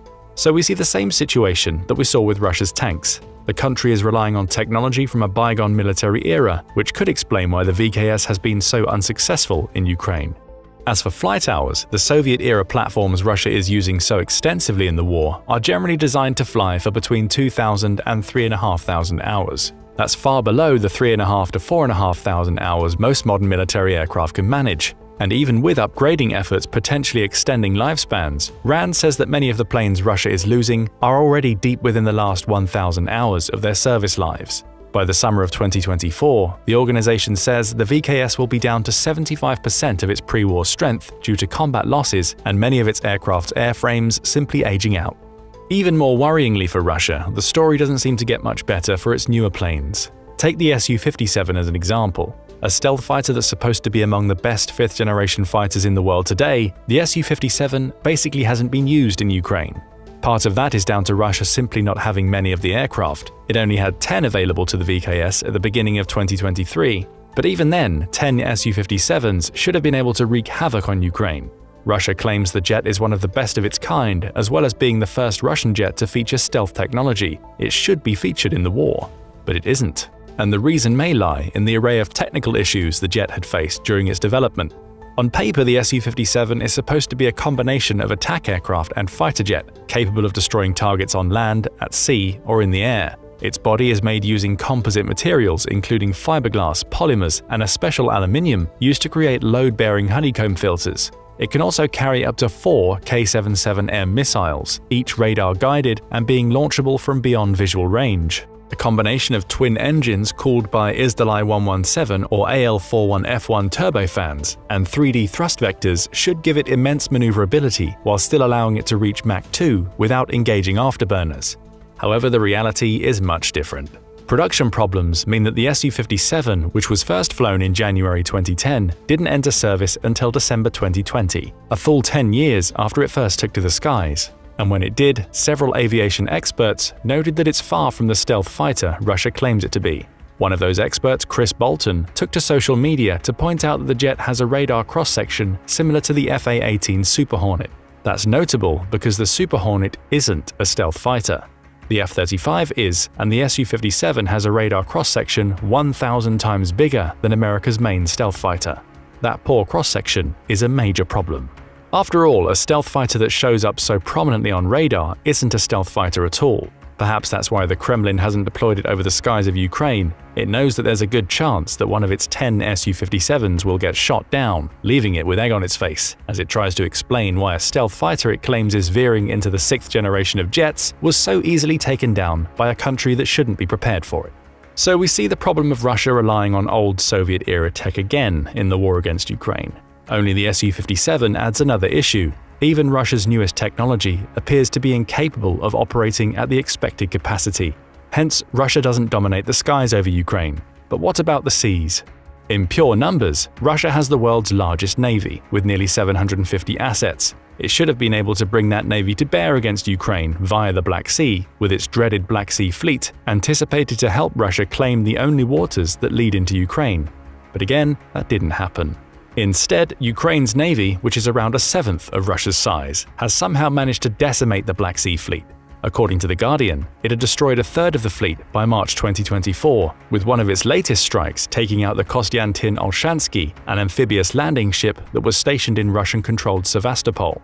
In fact, all Russia's navy has managed was an amphibious incursion into Odessa during the early weeks of the war. Since then, Ukraine has managed to defend against the Black Sea Fleet by using coastal attacks to pepper Putin's surface ships with missiles and munitions.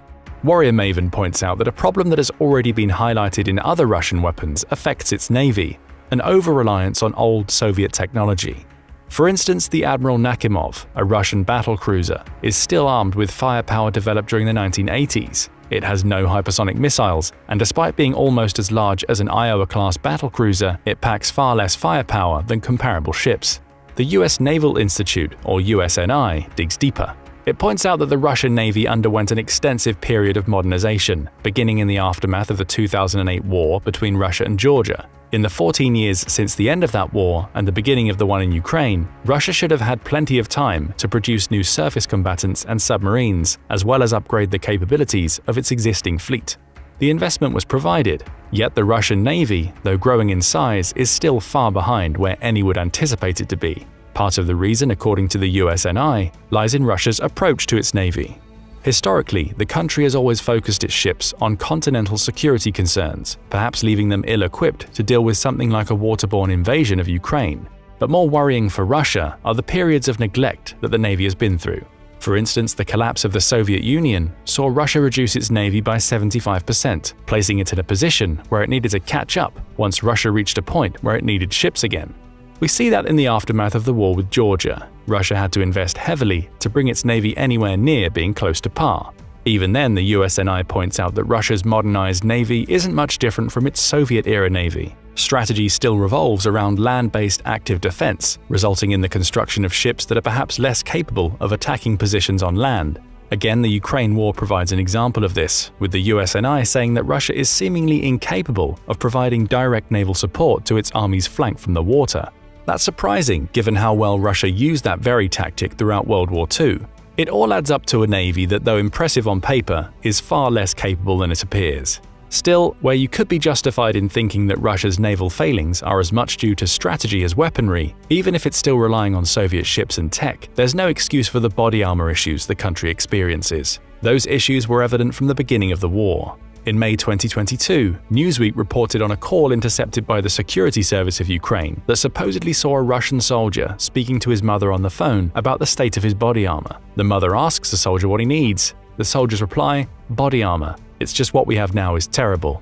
But that's nothing compared to an October 2022 report published in Forbes. It points out that 2017 saw Russia announce that it was to receive 200,000 sets of its advanced Ratnik II body armor suits, with deliveries up to 2020 leaving it with 300,000 sets. Similar to Western body armor, the Ratnik II features aramid soft armor, which is supposed to protect against shrapnel and low-velocity bullets, as well as ceramic plate inserts to guard against rifle rounds. That armor hadn't found its way onto the Ukrainian battlefield by October 2022. Instead, Forbes claims, Russian troops were being issued body armor that was either inadequate or in some cases fake. There are reports of a replica of Russia's standard body armor designed for airsoft and paintball purposes being delivered to soldiers. That armor wasn't armor at all. It had no bullet resistance. In this case, it's possible that corruption lies at the heart of Russia's failings rather than inadequacy. For instance, 2021 saw a Russian captain get convicted for stealing and selling 56 body armor sets on Avito, Russia's equivalent to eBay, which raises the question of how many other sets have simply gone missing. Forbes also suggests that some new Russian recruits are being forced to buy their own body armor rather than it being supplied as standard. So Russia appears to have a twofold problem in this area. Not only is it issuing fake body armor to its soldiers, it appears to be running so low in its supply of real body armor that it's forcing conscripts to buy what they need. Still, if all else fails, at least Russia has its nuclear weapons, right? Putin has claimed several times since the beginning of the Ukraine war that he's considering using tactical nukes in the fight. Plus, he's made several threats to NATO and its members about the possibility of nuclear war if they get directly involved. But even Russia's nuclear threat may not be as strong as it's perceived. As Wired points out, nobody really knows if the decades-old nukes that make up much of Russia's arsenal still work anymore. After all, nuclear weapons require maintenance. The components inside them have expiration dates. They're subject to oxidation, decay, and metal fatigue. There's also the tritium problem. This essential isotope is used in hydrogen bombs and has a half-life of 12.3 years. Even if Russia has stockpiles of this isotope, which sells for $34,000 per gram, those stockpiles are subject to that same level of decay. Given what we've seen already, with Russia falling back onto so much of its old Soviet tech to make up for its modern weapons either performing poorly or not at all in Ukraine, can anybody guarantee that it's been maintaining its nuclear weapons? Or is it sitting on a decaying stockpile of nukes, many of which would deliver little more than a fizzle if they were launched? But we can only speculate. What is clear is that corruption, a focus on developing prestige weapons such as the Su-57 that don't appear to work, and a reliance on old technology are the main reasons why Russia's weapons are so bad. The Ukraine war has simply exposed how bad and perhaps serves as a practical demonstration of why so many countries that used to buy billions in Russian weapons exports are now looking elsewhere. But what do you think? Are Russia's weapons really as bad as they appear, or is the country's struggle to take Ukraine down to tactical factors? Will Russia still win the war, even if it's relying on outdated weapons? It's been more than 2 years since Russia brutally invaded Ukraine. That's 2 years more than Russia's president Vladimir Putin thought the invasion would last. Putin believed Kyiv would fall in a matter of days, clearing his path to complete control. And yet, Ukraine still stands. Having inspired global solidarity and joint resistance against aggression, the country has not only defended its sovereignty for 2 long years, but also managed to deal numerous decisive blows to Russia. So much so that the country once hailed as the second strongest military force in the world is now considered by many the second strongest military force in Ukraine. But is this true? So what is the true state of the Russian armed forces in 2024? That's what you'll find out in this video.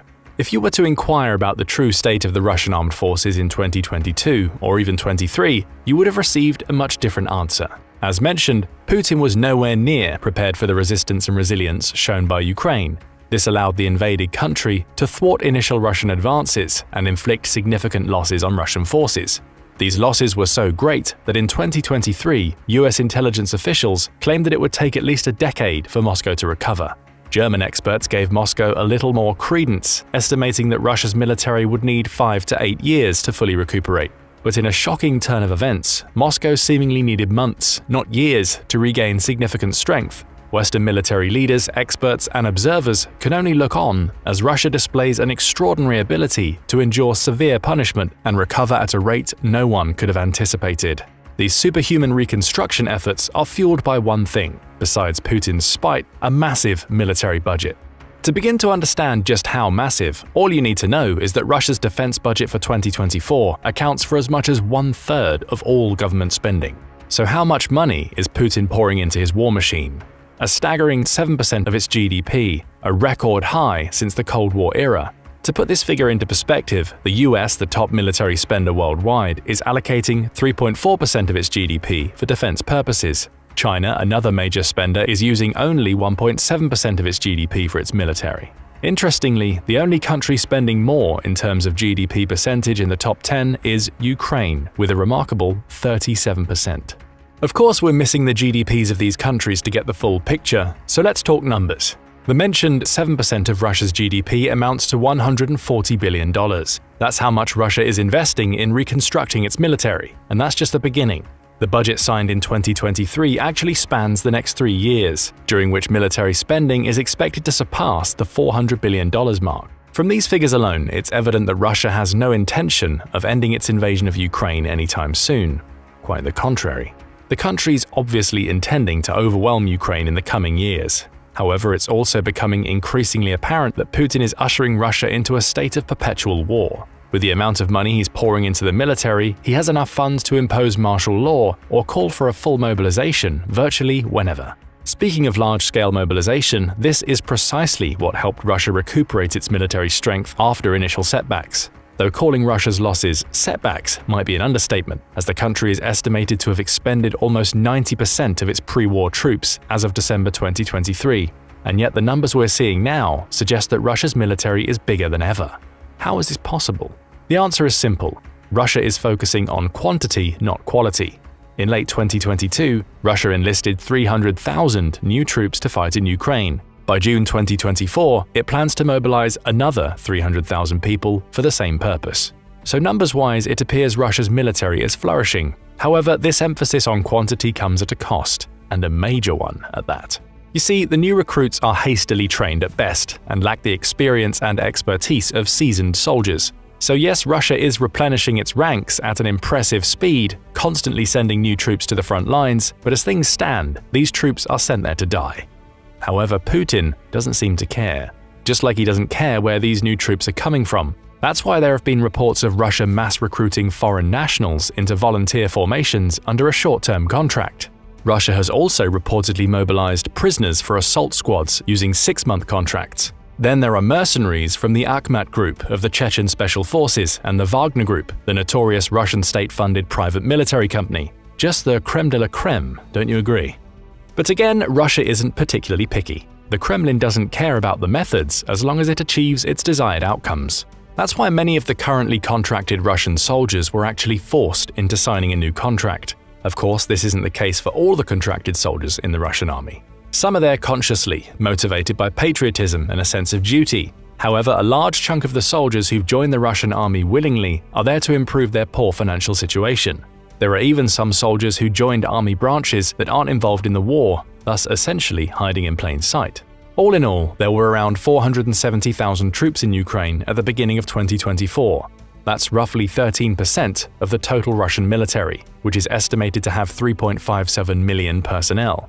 Of course, this number accounts for both the active and reserve personnel, which comprise 1.32 million and 2 million personnel, respectively. The rest of the Russian military consists of paramilitary formations. Despite the heavy losses, Russia only plans to expand its military. By the end of 2026, the number of active duty armed forces is expected to grow to 1.5 million people. Out of these troops, half will be staffed by contract servicemen. However, Russia expects to reach this number of 750,000 contract servicemen by the end of 2024. Now, if you think these figures sound too good to be true, you're absolutely right. The ever-accelerating recruitment pace would be challenging to pull off even for a nation with a stable and thriving economy, let alone one grappling with sanctions and internal strife.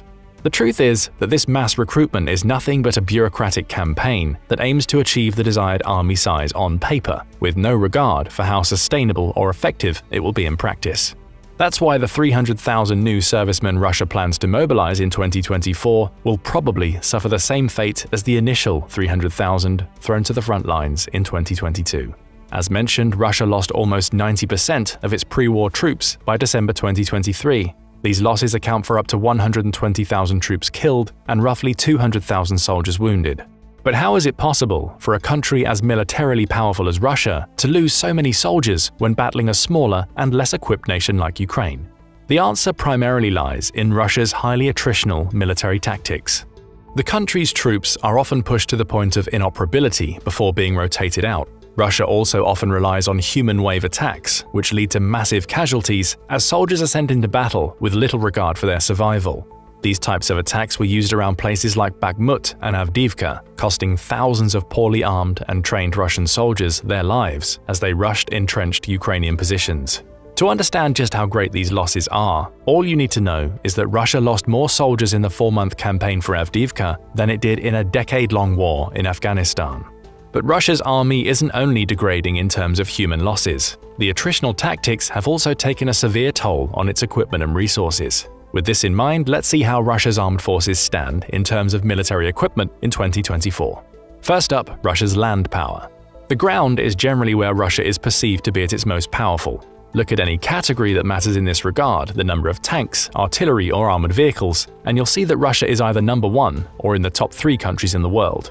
However, having many ground military assets also means there are many assets to lose. This especially rings true for Russia, which has been recklessly deploying its land force in Ukraine. In tanks alone, Russia has lost over 3,000 units since 2022. This is roughly the number of active tanks the Russian military was operating pre-war. Some reports even indicate that the number of lost tanks is twice as high, over 7,000 units. But despite the heavy losses, Russia still securely holds the number 1 position in total number of tanks worldwide. The country owes this position to a massive stockpile of Soviet-era tanks, many of which have returned to service after years of inactivity. So as of 2024, models like the T-55 and T-62 tanks can be found in active service despite being decommissioned years ago. But like with the number of added troops, we have another quality versus quantity dilemma. Russia may boast a large number of tanks, but many of them were in need of replacement even before the war in Ukraine began. So just imagine how well these units fare in a modern combat scenario. Though you don't have to imagine, as the reports coming from Ukraine paint quite a vivid picture. For instance, Russia lost 31 tanks in a single day, May 13, 2024. Just a day before, it lost another 5 units. On April 7th, the number of Russian tanks was reduced by 17. March 28th wiped out another 10 tanks from Russia's inventory. While trying to seize control of Avdiivka in February 2024, Russia lost a staggering 400 tanks. January 28th took 10 more tanks from the Russian army, and the list goes on and on. The country started the year with about 160,000 infantry fighting vehicles, making it the 3rd largest fleet in the world.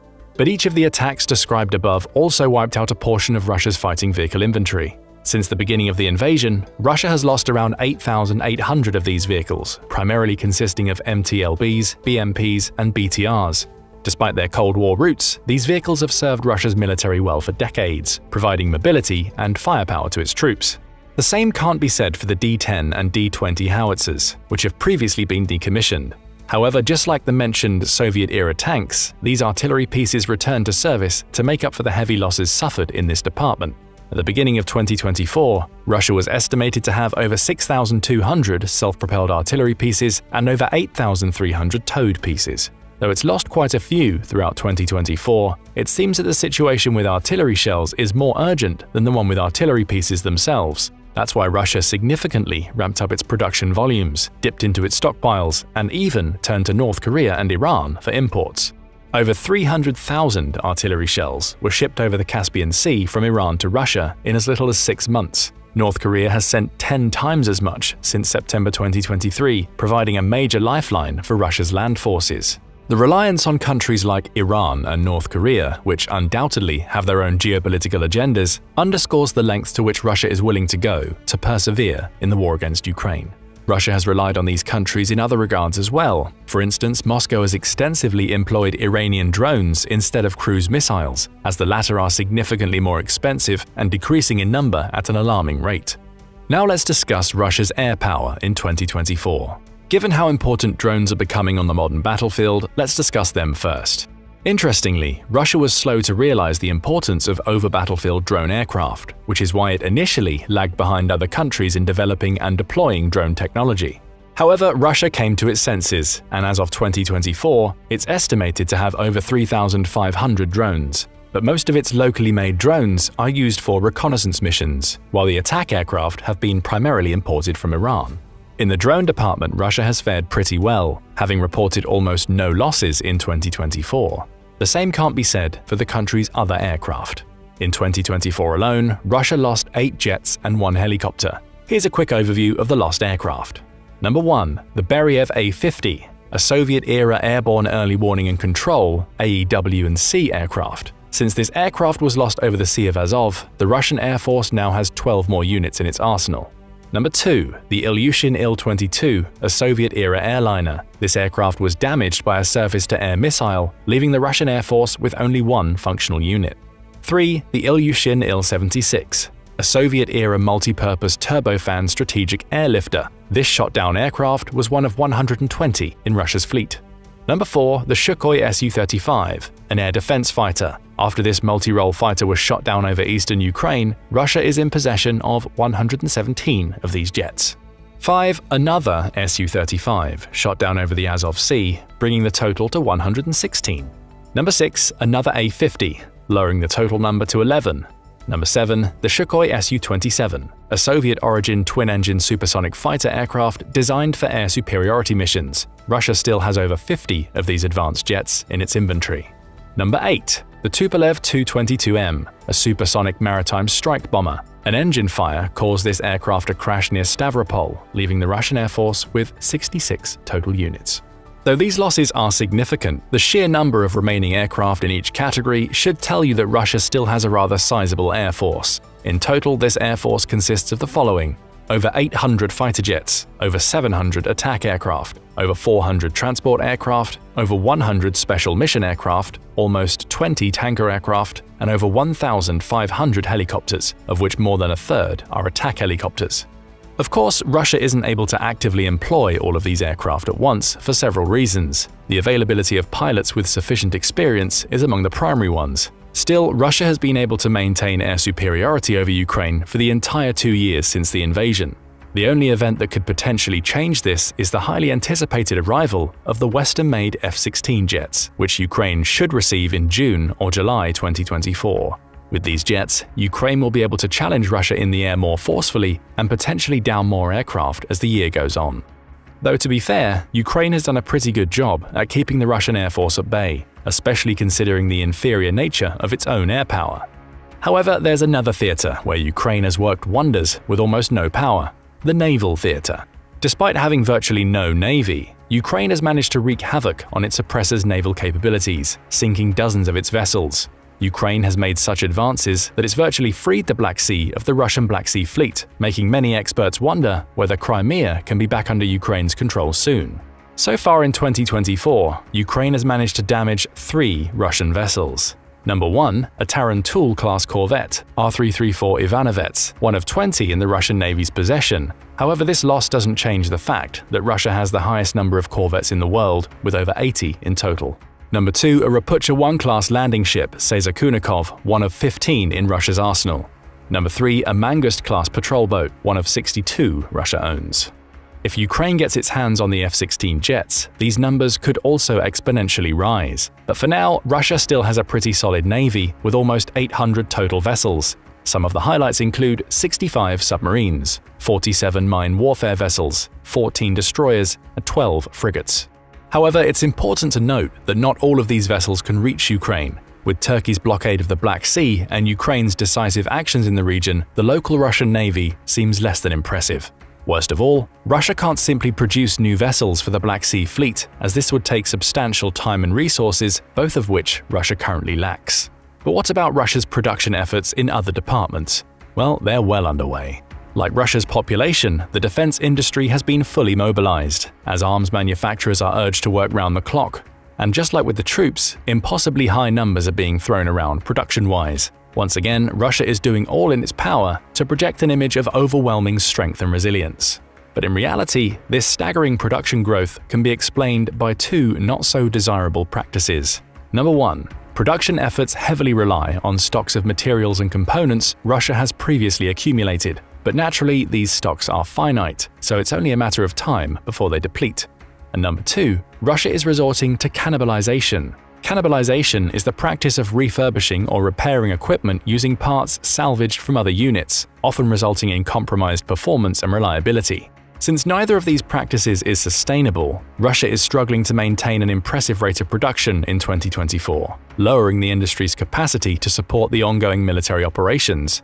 For now, the annual output of the Russian defense industry is expected to reach 1,500 tanks, 3,000 armored vehicles, up to 5 million artillery shells, up to 1,500 long-range missiles, up to 4,200 one-way attack drones. As mentioned, Russia is also relying on allies for the weapons it can't manage to produce, or components for the equipment it's currently producing. Besides North Korea and Iran, China has been a major ally in this regard, supplying components for helicopters, jamming technology for military vehicles, components for defense systems, and parts for fighter jets. All things considered, it becomes clear that the Russian armed forces can fight for quite some time. But what about the commanders of those forces? Russia can put up a front of unwavering leadership all it wants, but the number of replaced commanders since the beginning of the invasion suggests that the country's military hierarchy is severely fractured, and Putin is less than satisfied with the military's performance. In 2024 alone, there were 2 major dismissals, indicating the true state of the Russian armed forces. Number 1, Admiral Nikolai Yevmenov, the commander-in-chief of the Russian Navy. The 61-year-old admiral got the boot after allowing Ukraine to sink a string of warships in the Black Sea. He was replaced by Admiral Alexander Musayev in March 2024. Number 2, and arguably the biggest Kremlin shakeup since the invasion began, Sergei Shoigu, Russian Minister of Defense of 12 years. Shoigu was Putin's close ally and the longest-serving member of his cabinet. Still, he was dismissed and replaced by a civilian, no less. His replacement is a technocrat economist, Andrei Belousov, who's likely been chosen to bring a fresh perspective to the military leadership after the defense budget has been ratcheted up to 7% of Russia's GDP. Plus, it helps that he's unconnected to corruption allegations that are currently being investigated by Russian authorities. So, where do all of these contradictory data and actions leave us? In the famous quote from HBO's limited series Chernobyl, "Not great, not terrible." On the one hand, the Russian armed forces are doing much better than any Western observer could have predicted, in 2024 at least. For now, the country seems to be holding its own against Ukraine and its Western allies, maintaining its position as a major military power. On the other hand, the progressive military depletion and prioritizing quantity over quality is bound to catch up with Russia at some point. Though the Kremlin believes it can sustain the current attrition rate through 2025, it's likely that by 2026, Russia will have exhausted most of its available stocks and resources, leading to significant challenges in maintaining its combat power and effectiveness in the long run. But again, we're talking about Russia, and with Russia, you never know. Some high-ranking officials believe that Russia will continue strengthening its armed forces at the same rate, with the end goal of challenging a NATO member state. But what do you think? Can Russia truly maintain its aggressive stance in the long run? Or do you believe it's only a matter of time before the country's armed forces crumble? And let us know how you perceive the state of the Russian armed forces in 2024, a remarkable show of resilience or a crumbling facade. The invasion of Ukraine by Russia in 2022 escalated a conflict that began with Putin's annexation of Crimea in 2014, transforming it into a full-blown war marked by substantial losses on both sides. The question of how many soldiers Russia has lost looms large. While Putin may present figures suggesting minimal losses, evidence from Ukraine and Western media paints a starkly different picture of Russian casualties. Yet the toll of this conflict extends beyond the battlefield casualties. Significant damage to equipment, weapons, and lost territories underscores the war's broader impact. What do these losses indicate about the current state of Putin's war in Ukraine and its possible future trajectory? Let's dive in. From the outset, Putin believed it would be a relatively short war, lasting a few weeks and with minimal casualties. What followed were months of fierce attritional fighting, with both sides and independent reports claiming higher and higher casualties. With the severe underestimation of the duration and extent of the war, it was likely that Putin believed that Russian casualties wouldn't reach more than a few hundred or a few thousand. But then the true figures started rolling in.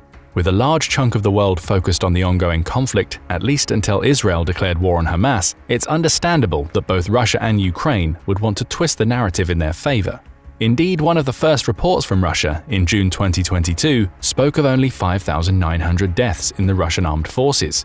On the other hand, reports from the US and UK suggested that the actual figure was closer to 15,000. Ukrainian reports went further still, stating that as many as 30,000 Russian soldiers had been killed in the first few months of the war. So which figure is correct? There's no way to know for certain, but a study published in the peer-reviewed scientific journal PNAS suggested that there's a method to how each country displays its losses. On average, Ukraine reports nearly double the number of actual Russian deaths, but doesn't have a bias towards reporting their own deaths. This is possibly in an attempt to gain further support from the countries sympathetic to Ukraine's cause, such as members of the EU and NATO that are supplying Ukraine with military aid. On the other hand, Russia severely underreports deaths of their own soldiers at a rate of roughly 0.3 per 1 actual death. Any figure from Russia, therefore, should be nearly tripled to get a value that's close to correct. Additionally, the Russian media reports Ukrainian deaths at a ratio of a staggering 4.3 to 1, meaning that Russians are led to believe that more than 4 times as many Ukrainians have died than have in reality. As a result, getting accurate figures on Russian casualties from either Ukrainian or Russian media can be a serious undertaking, considering the number fudging that the state media outlets do to further their own war agenda. Luckily, that's where unofficial reports from Russian media outlets and military, or reports from independent media, can shed light on the whole truth. One of the most notable reports coming from the Russian side was that of the Wagner Group, a private military group funded by the Russian government. In a May 2023 report that was mostly unauthorized by the state media, the then leader of Wagner, Yevgeny Prigozhin, revealed that the Wagner company lost around 22,000 troops and had 40,000 more injured. Based on that report and extrapolating from the size of Wagner compared to the Russian military, reports from the UK and US media suggested that Russia lost around 120,000 soldiers by August 2023, with another 170,000 wounded. This could support the numbers outlined in the PNAS study, which suggested that the actual deaths of Russians by February 2023 were around 77,000. As such, estimates by the UK and US media were on the right track, though the actual numbers are much more difficult to confirm. That's where BBC Russia and Mediazona, an independent news outlet, joined forces to investigate wartime deaths thoroughly. Unlike traditional reports based solely on field reports and those from the militaries, the BBC delved deeper and tried to individually document every death on either side of the conflict. This was done through not only reports, but required actual military records, the circumstances that led to the death, and reports from the person's local area, all of which would likely be more nuanced and detailed. In many cases, reporters went all over the country to extract information about the recently deceased from graveyards, parades, and war memorials, scouring for new names and graves. The investigators also searched for posts on social media from the deceased relatives and friends or obituaries published in local newspapers. The essence of the detailed search was that each death had to have a name attached.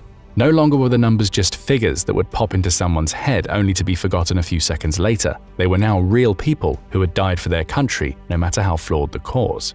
This stringent set of criteria led to many of the deaths being overlooked due to the investigators' inability to confirm whether what was in the report, from either Russian or Ukrainian outlets, was actually true. However, with the BBC's backing of the data, the BBC Russia Mediazona report is considered the closest to the actual count of Russian soldier deaths, if not going under the real figure due to the aforementioned difficulties in obtaining the correct figures. If someone's name was on the list, then that means the person most likely existed and died during the Russo-Ukrainian War. The figures reported in October 2023 by BBC Russia suggested that Russia had lost around 88,000 soldiers 20 months into the war. BBC Russia didn't provide an estimate of the injured in that period, but the US news outlets reported around 170,000 injuries around August 2023, which was the most realistic estimate at the time. Better yet, the report was so detailed that the outlets could track down the deceased soldiers to the exact unit they served in. This served to create a detailed analysis of Russia's wartime efforts, as well as the average number of soldiers present in the Russian military. The reports from the earlier months of the war roughly correlated with what you'd expect most common deaths to be: younger soldiers on the front lines, with the average being a 21-year-old male professional soldier. However, the figures from the later months in the report suggested that there was an increasing number of former prison inmates in the Wagner Group and pilots dying than usual. This is important for 2 reasons.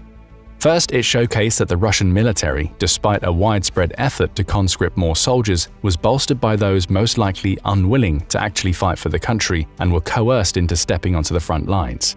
Inmates accounted for roughly 18.6% of all deaths recorded by BBC and Mediazona. This highlights the extent of desperation present in the Wagner Group to bolster its trained military with people considered expendable meat shields for the more vital soldiers in the units. Second, the deaths of pilots meant that Russia was being drained of highly specialized military troops that it couldn't train in time to replace the deceased. In some estimates, it takes roughly $3 million and multiple years to make a pilot combat ready. This means that each pilot taken down by Ukrainian forces results in the grounding of a part of Russia's air force. Another independent outlet, Medusa, worked alongside the previously mentioned Mediazone to conduct its own study on the Russian casualties during the war. Unlike the investigation done by the BBC, Medusa relied on information from the Russian probate registries, which are used when real estate or cars are inherited when their original owner dies. By going through the number of open cases that use the probate registry, Medusa could approximate the excess mortality in the Russian population. This methodology is akin to the estimates used during the COVID-19 pandemic, where Russia obfuscated the number of deaths in the country for similar reasons. Since the pandemic wasn't over in 2021, Medusa had to fall back down to data prior to 2020. The news website published its full methodology alongside the sources the outlet used to make their claims. According to its study, Medusa reported that Russia had 25,000 excess deaths by the end of 2022, which was likely most, if not all, from the Russo-Ukrainian war. Similarly, the outlet suggested around 47,000 excess deaths by May 2023, just 5 months after the first report, showcasing that the deaths sharply increased in 2023. If we take these figures to be true, then the estimate by the BBC of 88,000 deaths in October is probably as close to reality as we can get.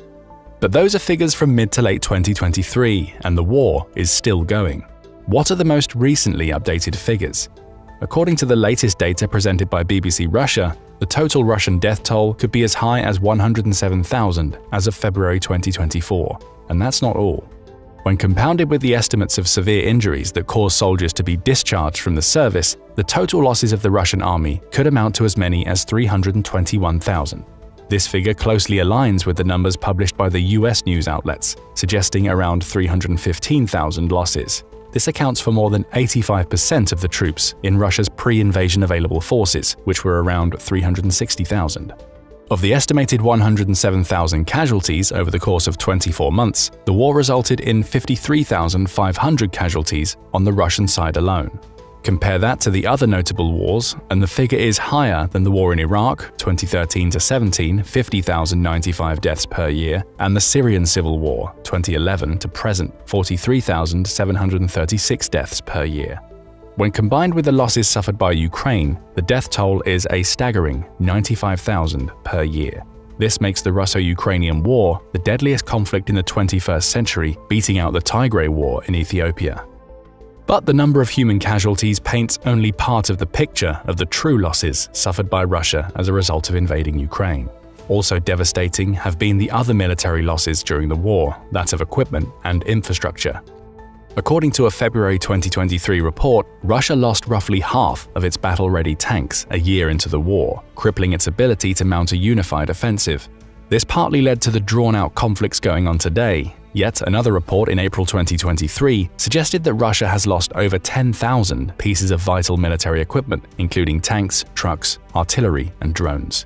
In some cases, the losses were so severe that the Russian military was forced to redeploy some Soviet and Cold War-era tanks, which were veritable museum pieces in 2022. This is a huge downgrade in Russian military capacity. While the T-54s were among the peak tanks in the 20th century, their usefulness sharply dropped with new anti-tank weapons being developed in the late 80s and 90s. Today, a T-54 is no match for the most devastating weapons fielded by Ukraine that the UK, France, and the US have been steadily providing to the front lines. Furthermore, the T-54's 100mm guns struggle to penetrate modern armor, making them relatively useless in tank-to-tank warfare.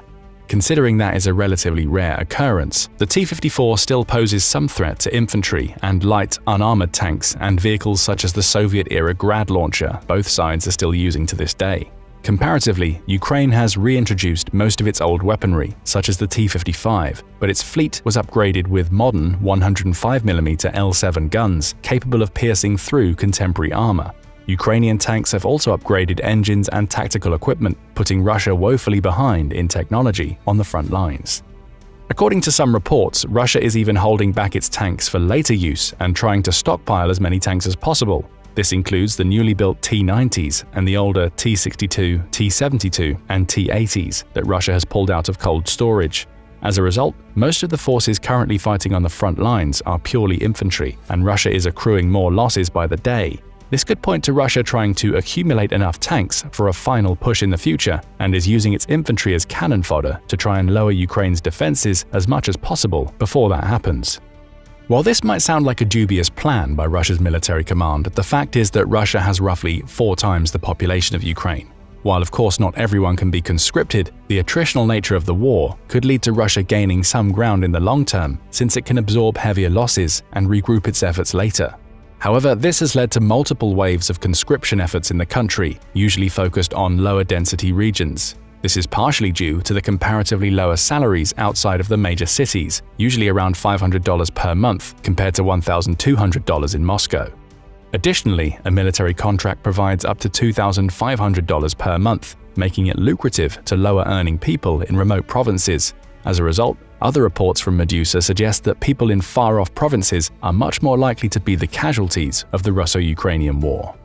The outlet states that for every Muscovite that dies in the war, 275 people in Buryatia and 350 people in Tuva die, which are some of the poorest regions predominantly inhabited by various minorities.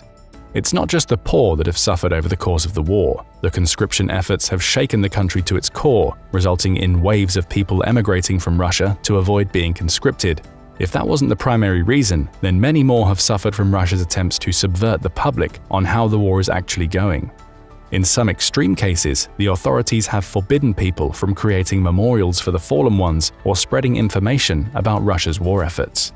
According to some estimates, more than 900,000 Russians have left the country since the invasion. These are mostly people with the means to book prohibitively expensive flights or find other methods to legally escape the country.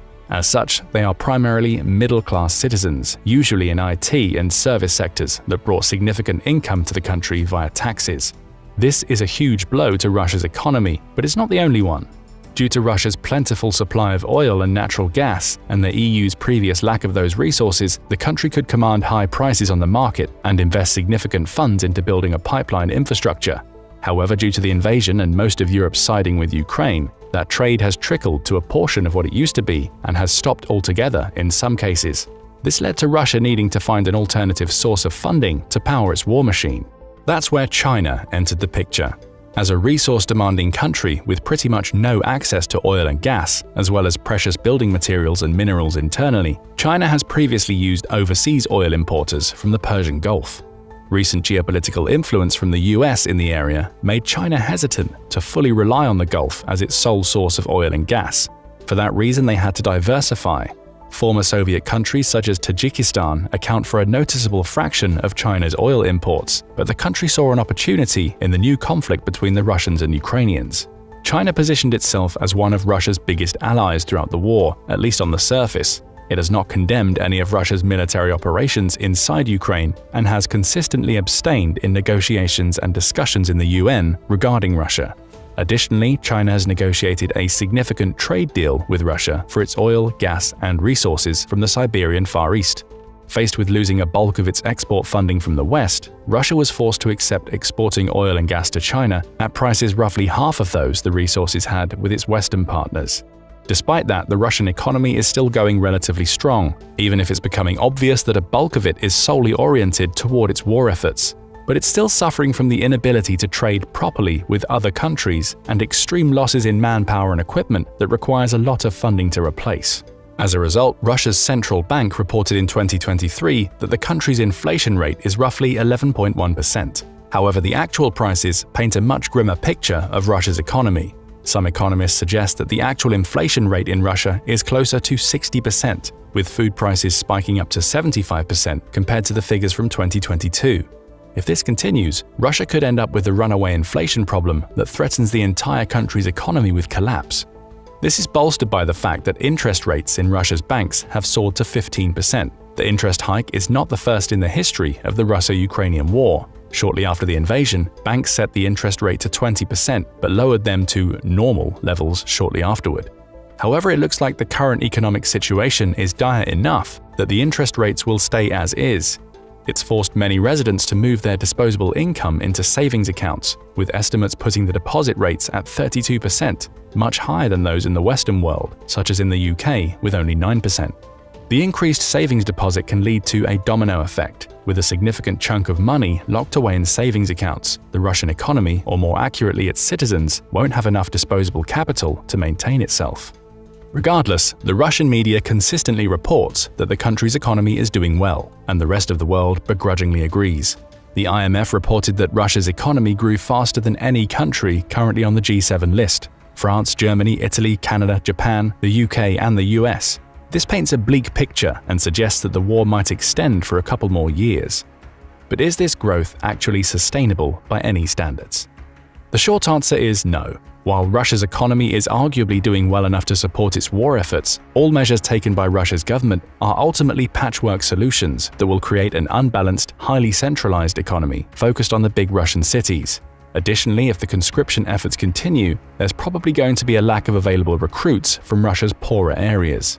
This will mean that Russia will finally have to aggressively recruit from Moscow and other big cities. These are the same places that are powering Russia's propaganda machine. Currently, Muscovites don't feel the effect of the war on their daily life, apart from slightly increased prices in the country's capital. Their standard of living hasn't been affected yet.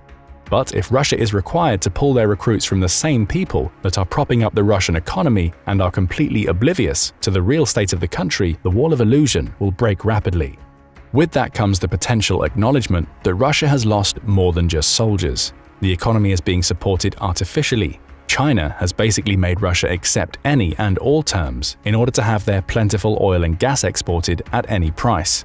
The rest of Europe has seen that Putin's regime is no longer as ironclad as it used to be and is heavily dependent on the core of Russia being none the wiser about the reality of the war and fate of the country. If that happens, the consequences for Russia could be catastrophic. The current prognosis on the war is that Russia can't make a meaningful push into Ukraine in 2024 due to consistent setbacks in obtaining the right equipment, most of which is being imported from China. That means that Russia is facing another year of uncertainty where it must push more people into the war's meat grinder to maintain a semblance of superiority over Ukraine, at least in the eyes of its most devoted populace. As such, the future is uncertain. China's moves in recent years suggest that it might consider attacking Russia for the precious resources and drinking water of Siberia. However, it's more likely that China will keep up with an endless stream of demands to either prolong the war or enforce its own peace terms on both countries to get the best deal. Regardless, it's most likely that Russia will become nothing more than a Chinese puppet, either exporting most of its resources to China in return for complete influence, both technologically and politically. Alternatively, China will actually invade Russia and take the country's resources for itself. In either case, Russia will likely cease being a meaningful player on the world stage and be forced to pander to Chinese whims. Of course, even these scenarios aren't certain. With the US hinting that China is not a severe threat to the world, it's likely that the US military has already poised itself to take advantage of any moves China makes and retaliate appropriately. But how? By cutting off the country's resource supplies to the south before it can recuperate from preying on Russia. That puts everyone in a state of stalemate. In any case, Russia has lost more than 1 million people overall, whether due to death, injuries, or widespread immigration, and its economy stands to lose even more. The fate of the country rests with Putin's current regime and whether it can gain a meaningful victory over Ukraine and enforce peace terms that enable the economy to bounce back. Otherwise, Russia may collapse in the same way the Soviet Union collapsed 3 decades before. But what do you think is going to happen with Russia? February 24, 2022, Russia invades Ukraine in what was designed as a smash-and-grab military mission. The objective was simple: catch the Ukrainians by surprise, overwhelm the country's forces, and take Kyiv. In doing so, Russia would control the rest of Ukraine, depriving it of the independence it had held since the breakdown of the Soviet Union in the process. And it almost worked. President Vladimir Putin's troops got as far as the outskirts of Kyiv before Ukraine managed to organize its defenses and fight back. Support from the international community started flooding in, bolstering Ukraine's forces and giving them access to the equipment and munitions they needed to repel the Russian invasion and even launch counterattacks. But it shouldn't have been enough. Even with all of the support flowing into Ukraine, Russia's military is supposed to be strong enough to defeat a nation that is a fraction of its size and strength. So why hasn't it? Why is Russia's army so weak when for years it's been touted as one of the world's strongest militaries? After all, the statistics paint a picture of a country that could bulldoze almost any other on the planet. According to Global Firepower, or GFP, which ranks countries annually based on the strength of their militaries, Russia is the second strongest in the world. It only just falls behind the United States and is ahead of China, with a military so massive that it should be the envy of most other countries. Just take a look at the numbers. When it comes to sheer firepower, Russia has 1.32 million active military personnel, with a further 2 million sitting in reserve. That's not to mention paramilitary forces, such as the infamous Wagner Group, which is 250,000 members strong. Throw in conscription, which the country has started to enforce since the beginning of the Ukraine war, and Russia has access to a further 46.4 million people outside of its active military that it could push into service. On the surface, it also has the second strongest air force in the world. GFP says it has 4,255 aircraft in stock, with 2,766 of those being in a state of combat readiness. Again, the only country that beats Russia's air force is the United States, at least in sheer numbers, and yet we've seen Russia fail to take advantage of its aerial superiority time and time again in Ukraine. More on that later. For now, let's focus on Russia on the ground. Again, the numbers show its supposed might. A staggering 14,777 tanks, the most in the world, and 161,382 vehicles are in the Russian armory. It has the most towed and self-propelled artillery in the world, as well as a huge stock of 3,065 multiple-launch rocket systems. Then there's its navy. On paper, it's the largest in the world, with 781 assets. It has the most submarines, 65, and the most corvettes at 83. Russia is also heavily adept at mine warfare, with 47 vessels. Frankly, Ukraine shouldn't have stood a chance. If Russia's military is as strong as it appears on paper, its ground troops should have steamrolled through Ukraine, supported by an air force that would make it incredibly difficult for Ukraine's ground forces to fight back. Russia's navy should also have held the Black Sea, allowing the country to send more troops into Ukraine, while also buffeting its coastlines with attacks. But none of this happened. Instead, we've seen Russia get bogged down in a war that's lasted for over 2 years at the time of this video's creation. Its Black Sea fleet was roundly defeated, its air force has failed to establish aerial dominance over Ukraine, and even its ground troops, though they've slowly managed to gain ground in the country, have suffered massive losses that some sources estimate to be veering close to 500,000 people. In short, we've seen Russia exposed as a paper tiger, a military that looks dominating on paper but is revealed to be much weaker when at actual war. All of which leads us to the key question we'll answer in this video: why is Russia so weak? There are many reasons behind Russia's strength deception, starting with the corruption that runs rampant through not only its military, but also in the general Russian leadership structure. In a March 2022 article examining Russia's failure to take Ukraine quickly, Politico highlighted the effects of corruption on Russian troops. It cited reports that some of the country's soldiers had received rations that expired in 2015, noting that there's a connection between Yevgeny Prigozhin, the late main patron of the Wagner military group killed in a mysterious jet crash in 2023, and many of the companies that make these rations.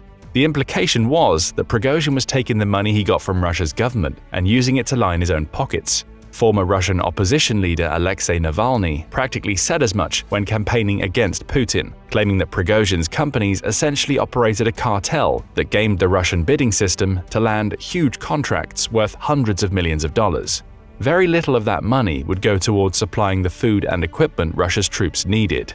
As for Navalny, he was imprisoned in 2021 on charges of embezzlement. Around 18 months later, he went missing from his cell for 3 weeks, only to be found in another prison located in the Arctic Circle. By February 2024, he was dead. Russia is accused by many Western governments of having killed him. Politico's article goes on to report that Russia's troops involved in the initial invasion of Ukraine were held back by a lack of fuel they needed to push forward. Again, corruption was likely the cause of this problem. Russia is one of the most fuel-rich countries in the world. Even with the many sanctions placed against it by Western countries in the wake of the Ukraine war, it's still the world's third largest oil producer. And yet, it couldn't keep its own troops stocked up with the fuel they needed to complete their mission. Embezzlement may have been the issue here as well. Russia's military often refers to fuel as its second currency, indicating long-standing knowledge that the fuel that's supposed to go to the military is often siphoned away to line other people's pockets. These are just a couple of examples. And it gets worse for Russia on the corruption front. In a 2020 report, Transparency International and its Government Defense Integrity Index placed Russia in Band D. That indicates a high risk of corruption, owing to a lack of external oversight on budgets, policies, and the activities of the institutions the country relies upon to provide for its military. It's a real-life example of the idiom, "when the cat's away, the mice will play." Only in this case, the Russian state cat turning a blind eye to the many mice in its military system allows those mice to severely undermine the strength of the country's military. Kickbacks and theft are commonplace according to Action on Armed Violence, with Russia's military reflecting its social hierarchy: rigid, brutal, corrupt. A trio of issues leads to those at the top getting richer, while constantly having to watch their backs, while those on the ground in Ukraine have to deal with situations that shouldn't affect any modern military. But corruption is far from Russia's only military problem. There's also the fact that the invasion of Ukraine wasn't even a military decision, it came from the Kremlin. To understand why that matters, you need to know what the Kremlin is. Though the term Kremlin is often interchangeably used with military when it comes to Russia, the two are separate. The Kremlin is actually Russia's government, and it was this group that planned and launched the operation in Ukraine, not the military. That creates problems of its own. Like in the military hierarchy, those in the Kremlin are both subject to corruption and fearful of the possibility that they may lose their position.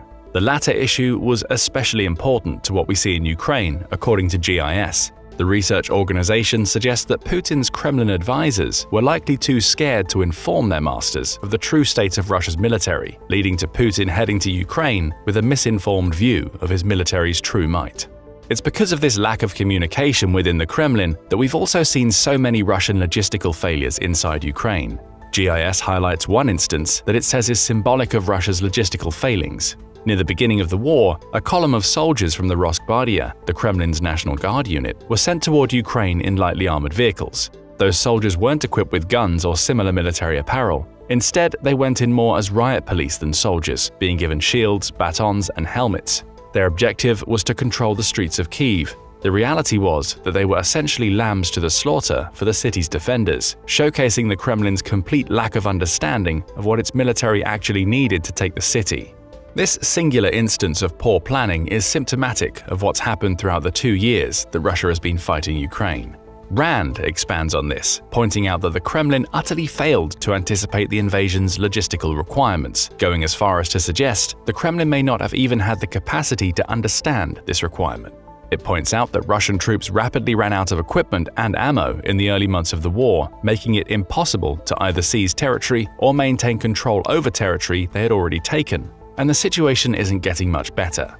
In a November 2023 report published in Pravda, the news outlet reported on the UK's Ministry of Defence, or MOD, and it claims that Russian military personnel on the front lines in Ukraine face terrible living conditions. Supposedly, soldiers who had returned from the front lines had been wet from head to toe for several weeks and were even unable to light fires in their camps. After all, doing so could alert Ukrainian forces to their positions, meaning they were forced into eating monotonous and perhaps outdated rations in the mud while they waited for orders. It all adds up to Russia failing to provide its soldiers with what they need. Corruption is part of the reason for that. The equipment just doesn't exist in some places. But the Kremlin's failure to plan its special military operation properly, seemingly just operating under the assumption that Russia would achieve an easy win, led to a poor logistical setup. In other words, even the equipment that Russia can provide to its soldiers on the front lines either isn't getting to them or isn't usable once it's there. Let's take a deeper look at the equipment. Russia has increasingly relied on old Soviet stock to attack Ukraine. According to European Security and Defense, or ES&D, Russia's initial February 2022 invasion saw its best-trained soldiers going in with the most modern equipment the country could provide.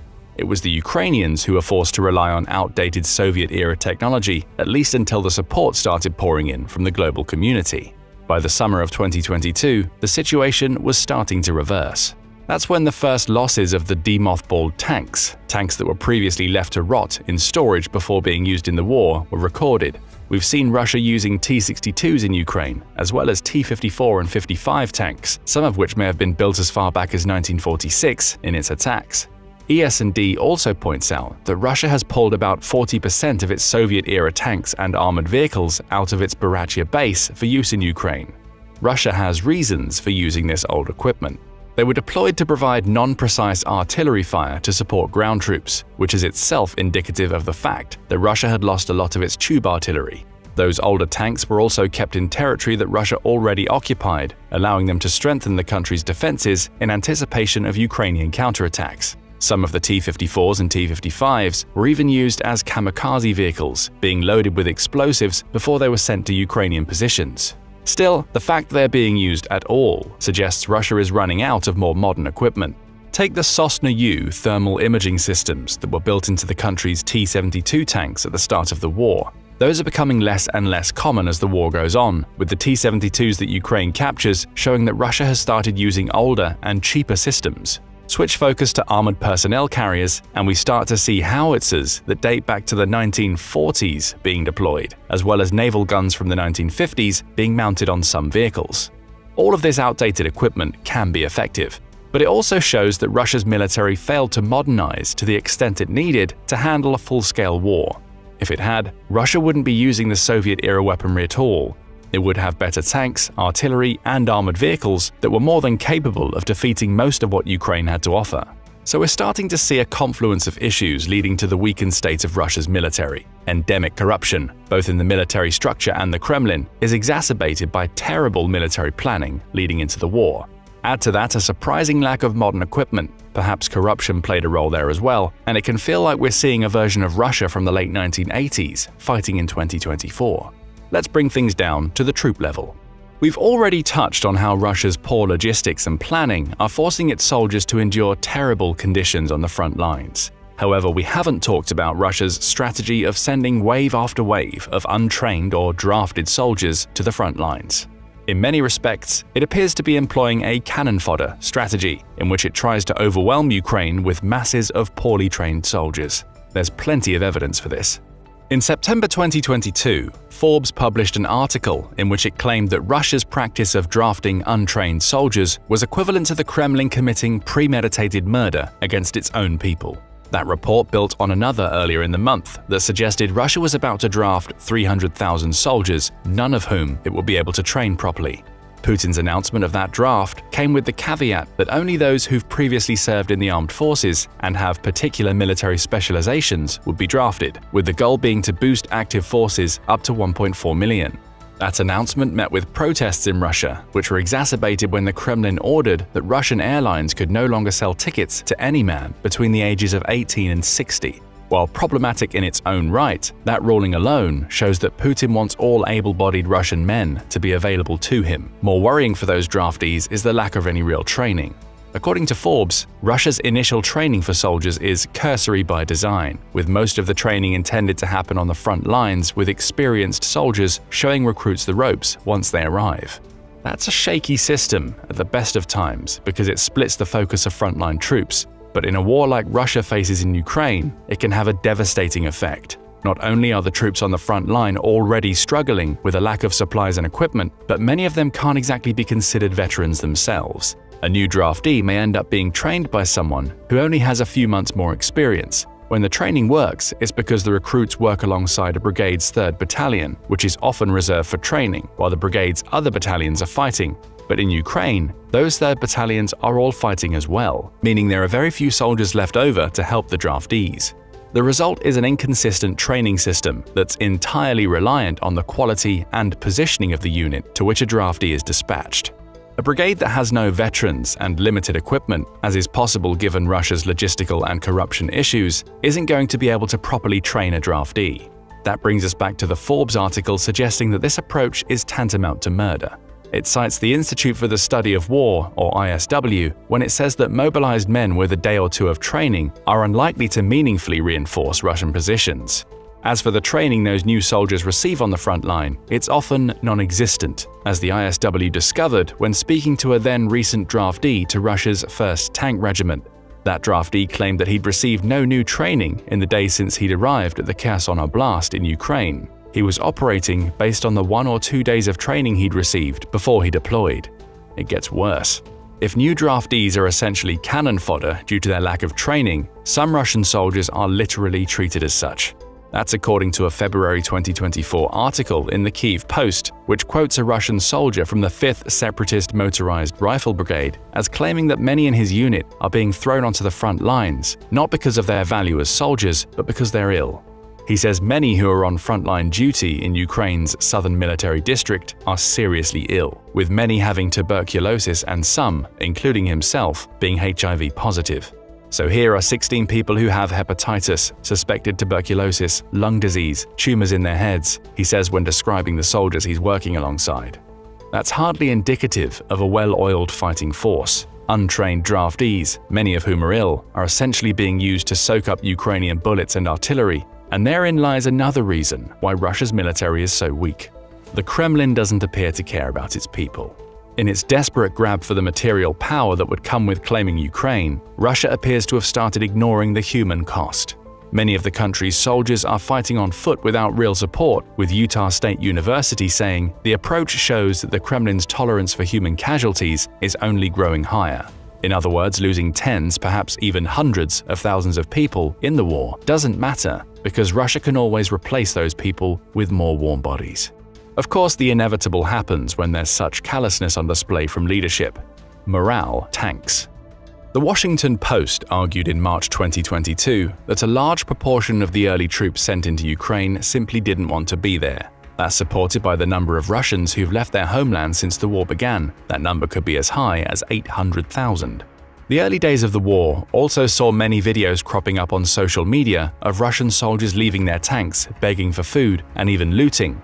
Footage of captured soldiers would also sometimes show their confusion over why they were in Ukraine in the first place. Contrast that to Ukraine's ground troops. Though far inferior in numbers, every Ukrainian is fighting to protect and preserve their country. Morale may dip at times, especially when Russia makes advances, but motivation is never a question. Russia is trying to break Ukraine's spirit with an army filled with soldiers who may not even want to be there in the first place. Tack everything we've talked about so far – poor training, bad logistics, corruption, old equipment, and the Kremlin's apparent willingness to sacrifice soldiers to gain ground, and you have a recipe for a morale crisis. Those morale issues are only made worse by the disunity in Russian command. We touched on this earlier when highlighting how the Kremlin launched its Ukraine invasion seemingly without paying any heed to the true state of Russia's military. The Foreign Policy Research Institute, or FPRI, digs deeper with a March 2023 report that claims Russia's subpar performance in Ukraine is a result of the country's failure to decentralize military decision-making. Every decision has to come from Putin or the small collection of his trusted advisors, with those in the middle levels of Russia's military unable to make decisions for themselves. This centralized approach also creates communication problems throughout Russia's entire military structure. Either important information gets distorted as it passes up or down a long chain of command, or it simply doesn't get communicated at all, as may have been the case when the Kremlin was making its invasion decision. The FPIR claims that this centralization in decision-making is the result of a society that has rarely ever been overseen by a government to which its population wholly consents. Autocracy reigns supreme in Russia. Putin's long tenure as the country's president demonstrates that, with the Russian autocrat rarely facing legal restraints or any control mechanisms that could influence decision-making. How does that manifest into Russian military weakness?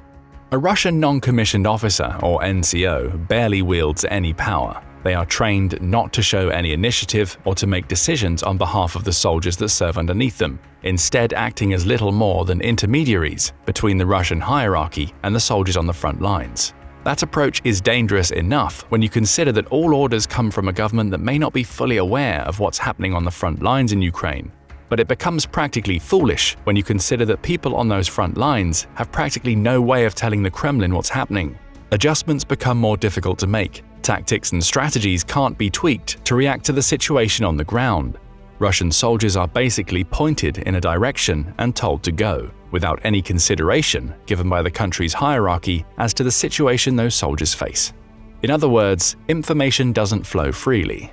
And given that information is one of the most important assets that any military can have, that's a massive problem for Russia's military. It's also a problem that likely contributes to the country's seeming lack of tactical and strategic nous. Again, we've touched on this already when speaking about the terrible planning that went into Russia's invasion of Ukraine. But it's perhaps most obvious in the way that Russia's Air Force, the VVS, has almost completely failed to establish aerial superiority over Ukraine. That should have been an easy task. As we mentioned earlier, Russia has thousands of aerial assets, with Ukraine only having around 320, with only 177 of those craft being in a state of combat readiness. Worse yet for Ukraine, most of its planes were Soviet-era designs, meaning Russia's more modern planes should have easily taken the skies above the country. That didn't happen. In an interview with the United States Air Force Lieutenant General Scott Kinsvater, Cambridge Economic Policy Associates, or CEPA, announced that the US considers Russia's aerial performance to be very poor. Kinsvater cited a complete lack of planning capacity, as well as Russia seeming to have no ability to coordinate aerial assaults with the rest of its armed forces, as a key reason for that rating.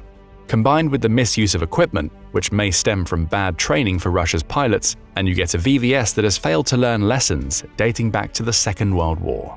Kinsvater says that war marked the first time that countries started using their aerial assets to support soldiers on the ground, yet Russia doesn't seem to have done that.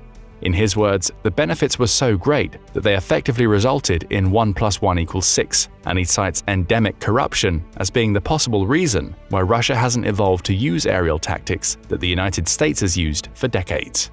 He also suggests that communication is an issue in two ways. The obvious one is the lack of communication between ground and aerial forces, making it impossible to run operations in tandem. However, Kinsvater also suggests that the flow of information within Russia's military has been hampered by those in command, not wanting to reveal how poor the VVS had become in the wake of years of investment made into new aircraft. It all feeds back into this idea that Russia is little more than a paper tiger. Russia has been responding to these sentiments in peculiar ways. As Ian Williams, a research fellow at the Center for Strategic and International Studies, points out, we're seeing Russia being a little more aggressive and greater risk-taking right now because they are trying to offset this perception that they're kind of this paper tiger. That's in reference to several incidents in which US Air Force drones had unsafe encounters with Russian jets in July 2023. One of those encounters resulted in a Russian pilot positioning themselves in front of an American drone before engaging their jet's afterburners. Those encounters are somewhat provocative, though no fighting will result from them. They're really examples of Russia trying to prove it's stronger than the rest of the world seems to believe. And therein lies the problem for Putin. His war in Ukraine has exposed that Russia's military is far weaker than it looks on paper. That doesn't necessarily mean it's going to lose the war. Even a weaker than expected Russia is still fairly strong, as demonstrated by the country's recent, small yet significant gains in the Kharkiv region. But Russia isn't the juggernaut that people believed it to be.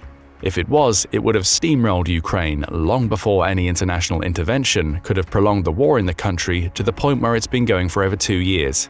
Now Russia appears to be in a position where it's trying to save face while asserting dominance, all while the world's other militaries continue to gain insight into what the Russian war machine is really like. But what do you think about the Russian military? Is it truly a paper tiger that could be defeated if it took on a country with a stronger military than Ukraine? Or are we seeing a Russia that's actually holding back, with its true strength likely only to be revealed if it faced a larger threat? The Soviet Union's notorious economic blunders led to its collapse, yet Russia seems to have learned little. President Vladimir Putin's recent decisions show that economic mismanagement is still rampant, threatening to doom the country once again. This time, these mistakes might also drag down the Russian army. Putin's war economy aims to sustain military operations, but a fully militarized economy can only go so far before collapsing under its own weight. Ignoring practical realities and the well-being of the forces only accelerates the downfall.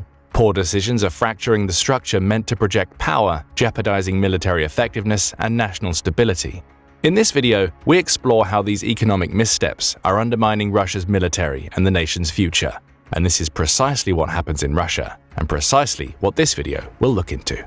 But before we get to the unraveling, let's trace the path of Putin's economic missteps and the misguided decisions setting the stage for this looming collapse. Though Putin has never been particularly wise in his economic strategies, his ruthless invasion of Ukraine is undoubtedly what triggered the beginning of the end for the Russian army. You see, when Putin first launched the invasion against Ukraine, he expected Kyiv to crumble in a matter of days, securing a swift and decisive victory. Instead, he was met with unyielding resistance both on and off the battlefield. The resistance off the battlefield, the formidable response from the international community, was what tanked the Russian economy faster than Putin expected Kyiv to fall. Immediately after the invasion, the economic activity in Russia contracted by 4.4%. In a matter of days, the Russian currency, the ruble, lost over 40% of its external value. After that, it was one thing after another. Western companies soon started pulling out from Russia left and right. The country's assets were frozen. Its energy exports were targeted, and ultimately the Russian economy was isolated from the global financial systems. The sweeping international sanctions that made all this possible had a single goal: to weaken Russia's ability to wage war against Ukraine, and at first, it seemed that they would be successful. After all, there was no doubt about it, Russia's economy was on the brink of collapse. But in an unexpected twist, these sanctions, described as crippling, debilitating, and unprecedented by Western commentators, didn't bring about Russia's anticipated downfall. Instead, the Russian economy displayed a surprising resilience in 2023, allowing Putin to continue his aggressive stance. Quite expectedly, the Russian authorities bragged about the economy's 3.6% growth loudly and publicly, praising themselves for avoiding a deep recession in 2022. Much of this growth can be attributed to a single factor: the expansion of the military-industrial complex. It's probably after seeing that the military was the one to save the Russian economy from a more severe downturn that Putin decided to make it the foundation of the country's economic strategy. On paper, this decision seems to be a successful one, as the International Monetary Fund, the IMF, forecast a 3.2% growth for the Russian economy in 2024. This prediction, made in April 2024, was even higher than the organization's January estimate, which saw Russia's gross domestic product, or GDP, rising to 2.6%. What was perhaps even more shocking than the optimistic growth forecast was that Russia was expected to pass some of the strongest economies in the West in terms of GDP growth. According to the IMF, the US is expecting a growth rate of 2.7%, France 0.7%, the UK 0.5%, and Germany 0.2% for the same year, 2024. But let's remember one thing: Russia has always looked better on paper than it performed in reality. As history shows, superficial economic metrics like these frequently obscure deeper vulnerabilities that can lead to sudden and severe destabilization. That's why many experts warn that the talk of Russia's miraculous economic resilience is severely misguided. As Mark Sobel, the US chair of the official Monetary and Financial Institutions Forum, puts it, Russia is masking a process of significant economic degradation that will continue well into the future and further marginalize its global footprint. But in a surprise to no one, Putin is doubling down on his economic strategies, driven by the belief that further militarization is the key to maintaining power and influence. With this in mind, let's take a closer look at the war economy and its main pillars, exploring how it's setting the stage for the Russian army's collapse. A single principle lies at the core of Putin's war economy. When public money is allocated wisely, it delivers results. Putin seems to believe that the wise allocation in question is massive military expenditures, while the desired result is saving the country's economy rather than bankrupting it. Of course, this principle is nothing new. This economic model has been shaped by decades of Soviet-era fallacies and delusional beliefs. This model is only new in the sense that Putin has never used it before the invasion of Ukraine. You see, when Putin assumed power in Russia, it was in the wake of the 1990s liberal reforms. In his early years in office, he even appeared to advocate for significant restructuring and liberalization of the Russian economy. Today, you can only find the faintest traces of liberalism in who Putin chooses to keep in charge of various aspects of the Russian finances. Now, Anton Siluanov, the Minister of Finance, Elvira Nabiullina, the Governor of the Bank of Russia, and Maxim Oreshkin, Putin's economic advisor, are in no way liberal. However, they can be described as rational technocrats who prioritize stability, so why does Putin keep them around? Well, Putin might be a lot of things, but he isn't stupid. He knows the importance of maintaining strong macroeconomic indicators and economic stability to preserve his grip on power. He was well taught by several liberal economists at the beginning of his rule, including Alexei Kudrin and Anatoly Kubayis. But the question is, how long will Putin be able or willing to sustain this precarious balance? As things stand, it seems that he's gradually moving away from any balance and diving headfirst into a risk-laden economic strategy. This shouldn't be surprising, given how strongly the people around Putin believe in Russia's so-called special military operation in Ukraine. This misguided cult-like belief single-handedly fueled the conviction that exorbitant government spending on the military-industrial complex could not only sustain the war effort, but also sustain and even grow Russia's economy. So how exorbitant are we talking? So exorbitant that it almost reached the scale of the Soviet-era military spending during the Cold War. Of course, we're referring to the total amount of money being spent and not the share of GDP used for what Russia shamelessly calls defense and security purposes. After all, it's well known that the Soviet Union spent upwards of 20% of its GDP on defense while trying to portray itself as the boogeyman to the West. Today, only Ukraine exceeds this percentage, allocating as much as 37% of its GDP to its defense amidst the ongoing conflict. As for Russia, the country is committing roughly 7% of its GDP to defense, amounting to around $140 billion. For comparison's sake, Russia was spending only $65.91 billion on defense in 2021 before the invasion, which was around 3.72% of its GDP at the time. Even when the invasion first started in 2022, the military spending couldn't come close to what it is today. In 2022, Russia's military budget was $86.37 billion, or 4.06% of its GDP. However, it's important to note that a huge portion of Russia's federal budget, almost a quarter of it, is still kept secret. Given everything we know about Putin's plans, it's safe to assume that the actual war-related spending in Russia's federal budget is even higher, significantly higher. It goes without saying that such an absurd scale of military spending is only feasible under an autocratic regime, a regime willing to prioritize guns over butter to achieve its end goal, which in this case is Russia's special mission. If you aren't familiar with the guns versus butter model, here's a brief explanation. The guns are the government's investments in military capabilities. The butter is civilian needs and welfare. So the guns versus butter argument simply refers to the trade-offs between these two competing priorities. Under this model, an autocratic regime like Russia's can skew heavily toward guns and neglect butter almost completely. After all, it's not like it will face any public scrutiny or opposition. To Putin's credit, he hasn't entirely given up on the butter, at least not publicly. What he did was instruct his economists to find a balance between guns and butter. His exact words were, "While increasing our defense and security expenditures, we bear in mind that all our social obligations to the people must be fulfilled and that our national development goal must be achieved in all spheres, including in social protection."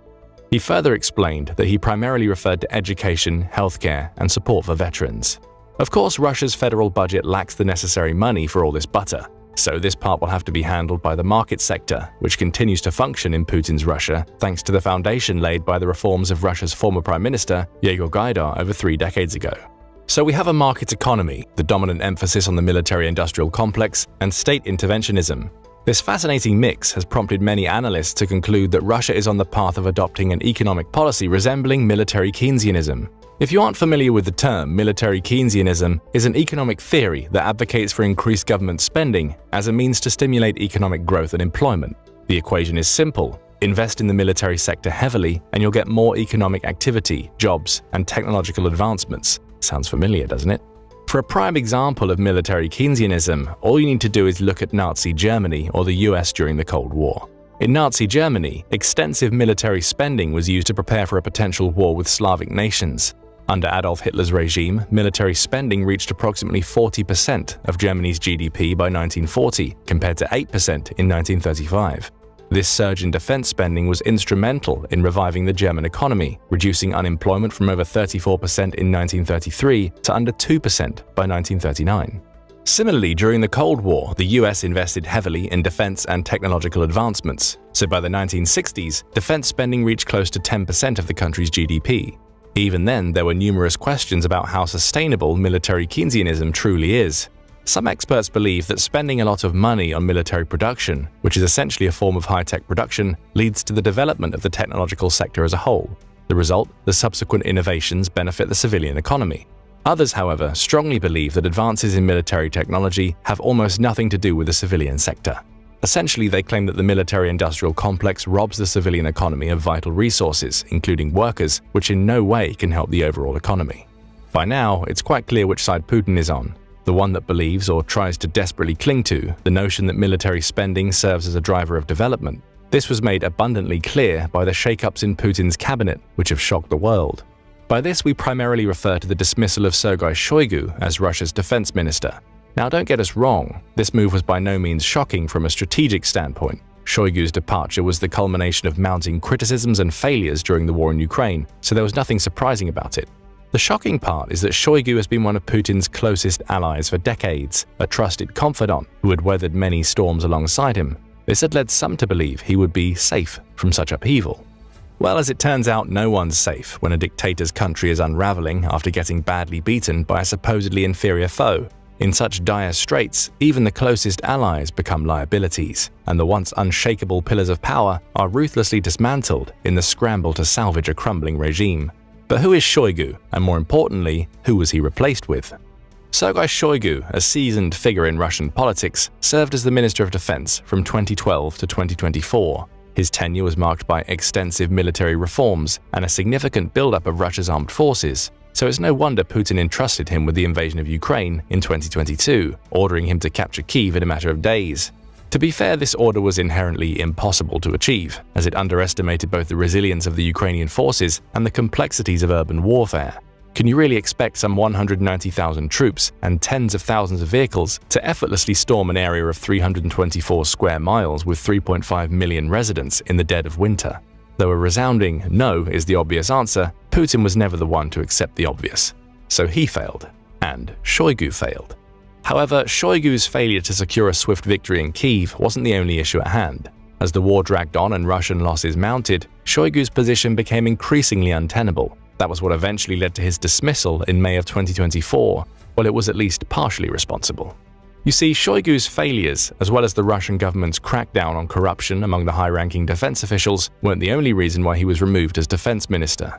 The move actually had more to do with who the new defense minister is, rather than the missteps of the former one. If you need proof, all you need to know is that Shoigu wasn't banished from the government altogether. Instead, he was appointed the Secretary of the Security Council of the Russian Federation, which is quite a high-profile and, dare we say, lucrative position. So who's the new defense minister that warrants all this intrigue? The answer is Andrei Belyusov, an economic technocrat. Before he assumed office as the defense minister, Belyusov served as the first deputy prime minister from 2020 to 24, an aide to the president in economic affairs from 2013 to 20, and minister of economic development from 2012 to 13. As you can see, there's no mention of any military-related positions in his extensive resume. That's because Belyusov has no military experience whatsoever. From this fact alone, it's easy to conclude that Putin is no longer viewing the Russo-Ukrainian war as a battle of military might alone. Now the war has become a battle of resources. In other words, Putin finally realized he couldn't achieve a lightning victory, and it only took him 2.5 years to come to that realization, and that he must brace for the long game. Of course, the mere notion of Putin preparing his country for long-term warfare terrifies both Ukraine and the remainder of Europe. This move only confirms what many in Europe have feared for months: Putin won't stop at Ukraine.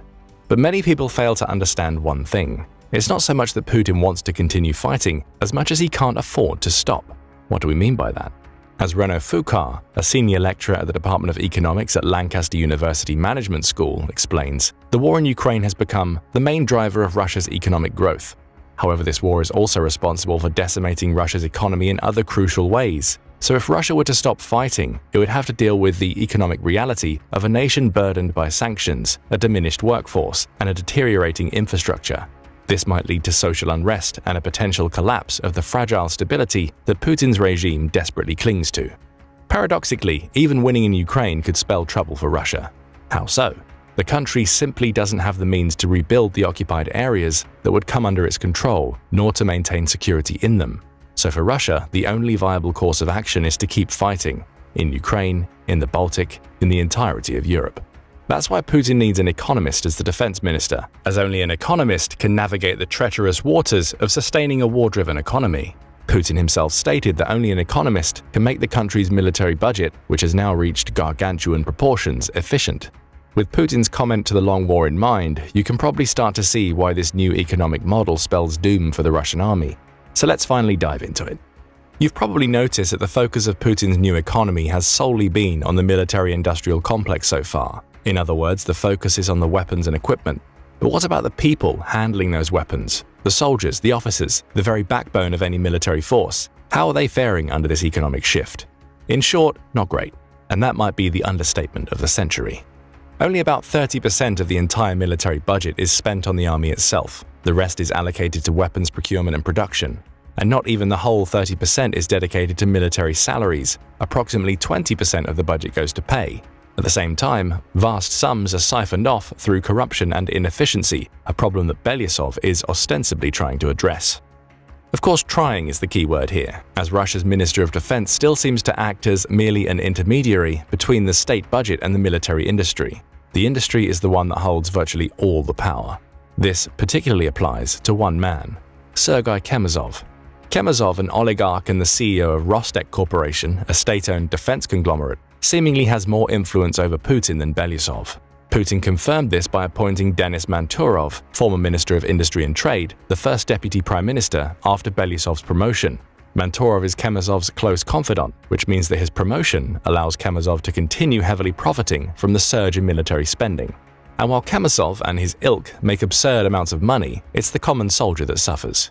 From the beginning of the Russian invasion of Ukraine on February 24, 2022 to July 19, 2024, 564,620 Russian troops have been casualties in Ukraine. That's according to the General Staff of Ukraine's armed forces. That's almost 0.4% of the entire Russian population. The last time Russia experienced such extensive casualties was during World War II, when approximately 8.7 million military personnel died over 6 years of intense conflict. It's worth remembering that World War II is the deadliest military conflict in history, involving over 100 million people from more than 30 countries. The war in Ukraine, on the other hand, has only been waged between two countries for a little over 28 months. The sheer fact that it's produced such staggering losses highlights the unprecedented ferocity and scale of the ongoing conflict. These shocking figures underscore another thing: the utmost disregard for the lives of Russian soldiers. Putin seems to be hell-bent on pursuing his strategic goals at any cost, even if it means sacrificing the very troops meant to achieve his ambitions. That's why the most common tactic employed by the Russian army is the so-called meat grinder strategy, which involves overwhelming enemy positions with massive waves of infantry. Prioritizing sheer numbers over strategic precision, this approach has only resulted in one thing: horrific casualties. As far as Putin is concerned, he can always just get more soldiers. After all, the boost in the economy allows him to hire contract soldiers who flock to the Russian army for the $2,300 monthly paycheck. If all else fails, he can just carry out another wave of forced conscriptions, compelling more Russians to join the ranks and fill the gaps left by the staggering losses. He did so in August 2022 with 137,000 people, and in December 2023 with another 170,000. This relentless churn of personnel underscores a grim reality. For Putin, human lives are expendable, and as long as his economy can sustain this horrifying soldier turnaround, that's all they'll ever be: mere cogs in this brutal war machine. But what about Belousov? What's his role in all of this? Well, as soon as he was appointed defense minister, he stated that equipping the Russian armed forces would be his first priority. As he put it, everything that is effective in the country should be put to work to achieve victory. Now, to be fair, equipping the Russian army isn't a futile endeavor, as many of the troops have complained about being sent into battle without adequate gear and support. Yet Belousov's focus on this aspect reveals a critical flaw. He's aiming to enhance a system that already devalues human life, rather than addressing the underlying issues that perpetuate the catastrophic loss of soldiers. The grim reality is that improving equipment without reforming the underlying strategy and leadership will only make the meat grinder more efficient and more deadly. The Russian army's morale is already at a record low, so no amount of improved gear will prevent the continuing spiral into chaos and despair, especially when the improvements in question are coming from someone who is a complete outsider to the Russian army. Remember, Belousov isn't a military man. He's a laboratory academic who hasn't even served in the military as a conscript. In fact, he's probably never even held a gun. So how can he expect to inspire confidence or make meaningful changes when he lacks the most basic understanding of military life and combat needs? Belousov's background in economics and academia, while valuable in its own right, simply doesn't translate into an intuitive grasp of the realities faced by soldiers on the front lines. However, it's also worth remembering that Shoigu has also never been in the military, which didn't prevent him from sporting a general's uniform decked out in medals. But despite his lack of personal combat experience, Shoigu embraced the military traditions and an image crafted to exude authority and command respect. He seemed like he wanted to run the Russian army himself. And as you already know, playing pretend goes a long way in Russia, a country where appearances and titles often overshadow substance. So while trying to get the black hole of military spending under control, Belousov is likely to only weaken the Russian army, eroding what's left of its effectiveness and morale. Of course, there's also the question of the long-term future of the Russian army. Even though Russia is undoubtedly preparing for a long fight, Benjamin Hilgenstock of the Kiev School of Economics believes that the war must end at some point. When this happens, the military spending will come down again. But what will happen to the army veterans? Will Russia have the funds to reward them and glorify them as it used to do almost religiously? Not likely. As a result, the veterans might find themselves abandoned, left to face the harsh reality of what Russia truly is. And with the widespread disillusionment, both among those who fought and the general public, comes the shattering of Russia's military legacy once and for all. So what was once believed to be the second strongest army in the world will inevitably crash and burn. And all of this because one man decided to play real-life Risk. Do you agree? Is the Russian army done for, or can it still recover from this catastrophic gamble?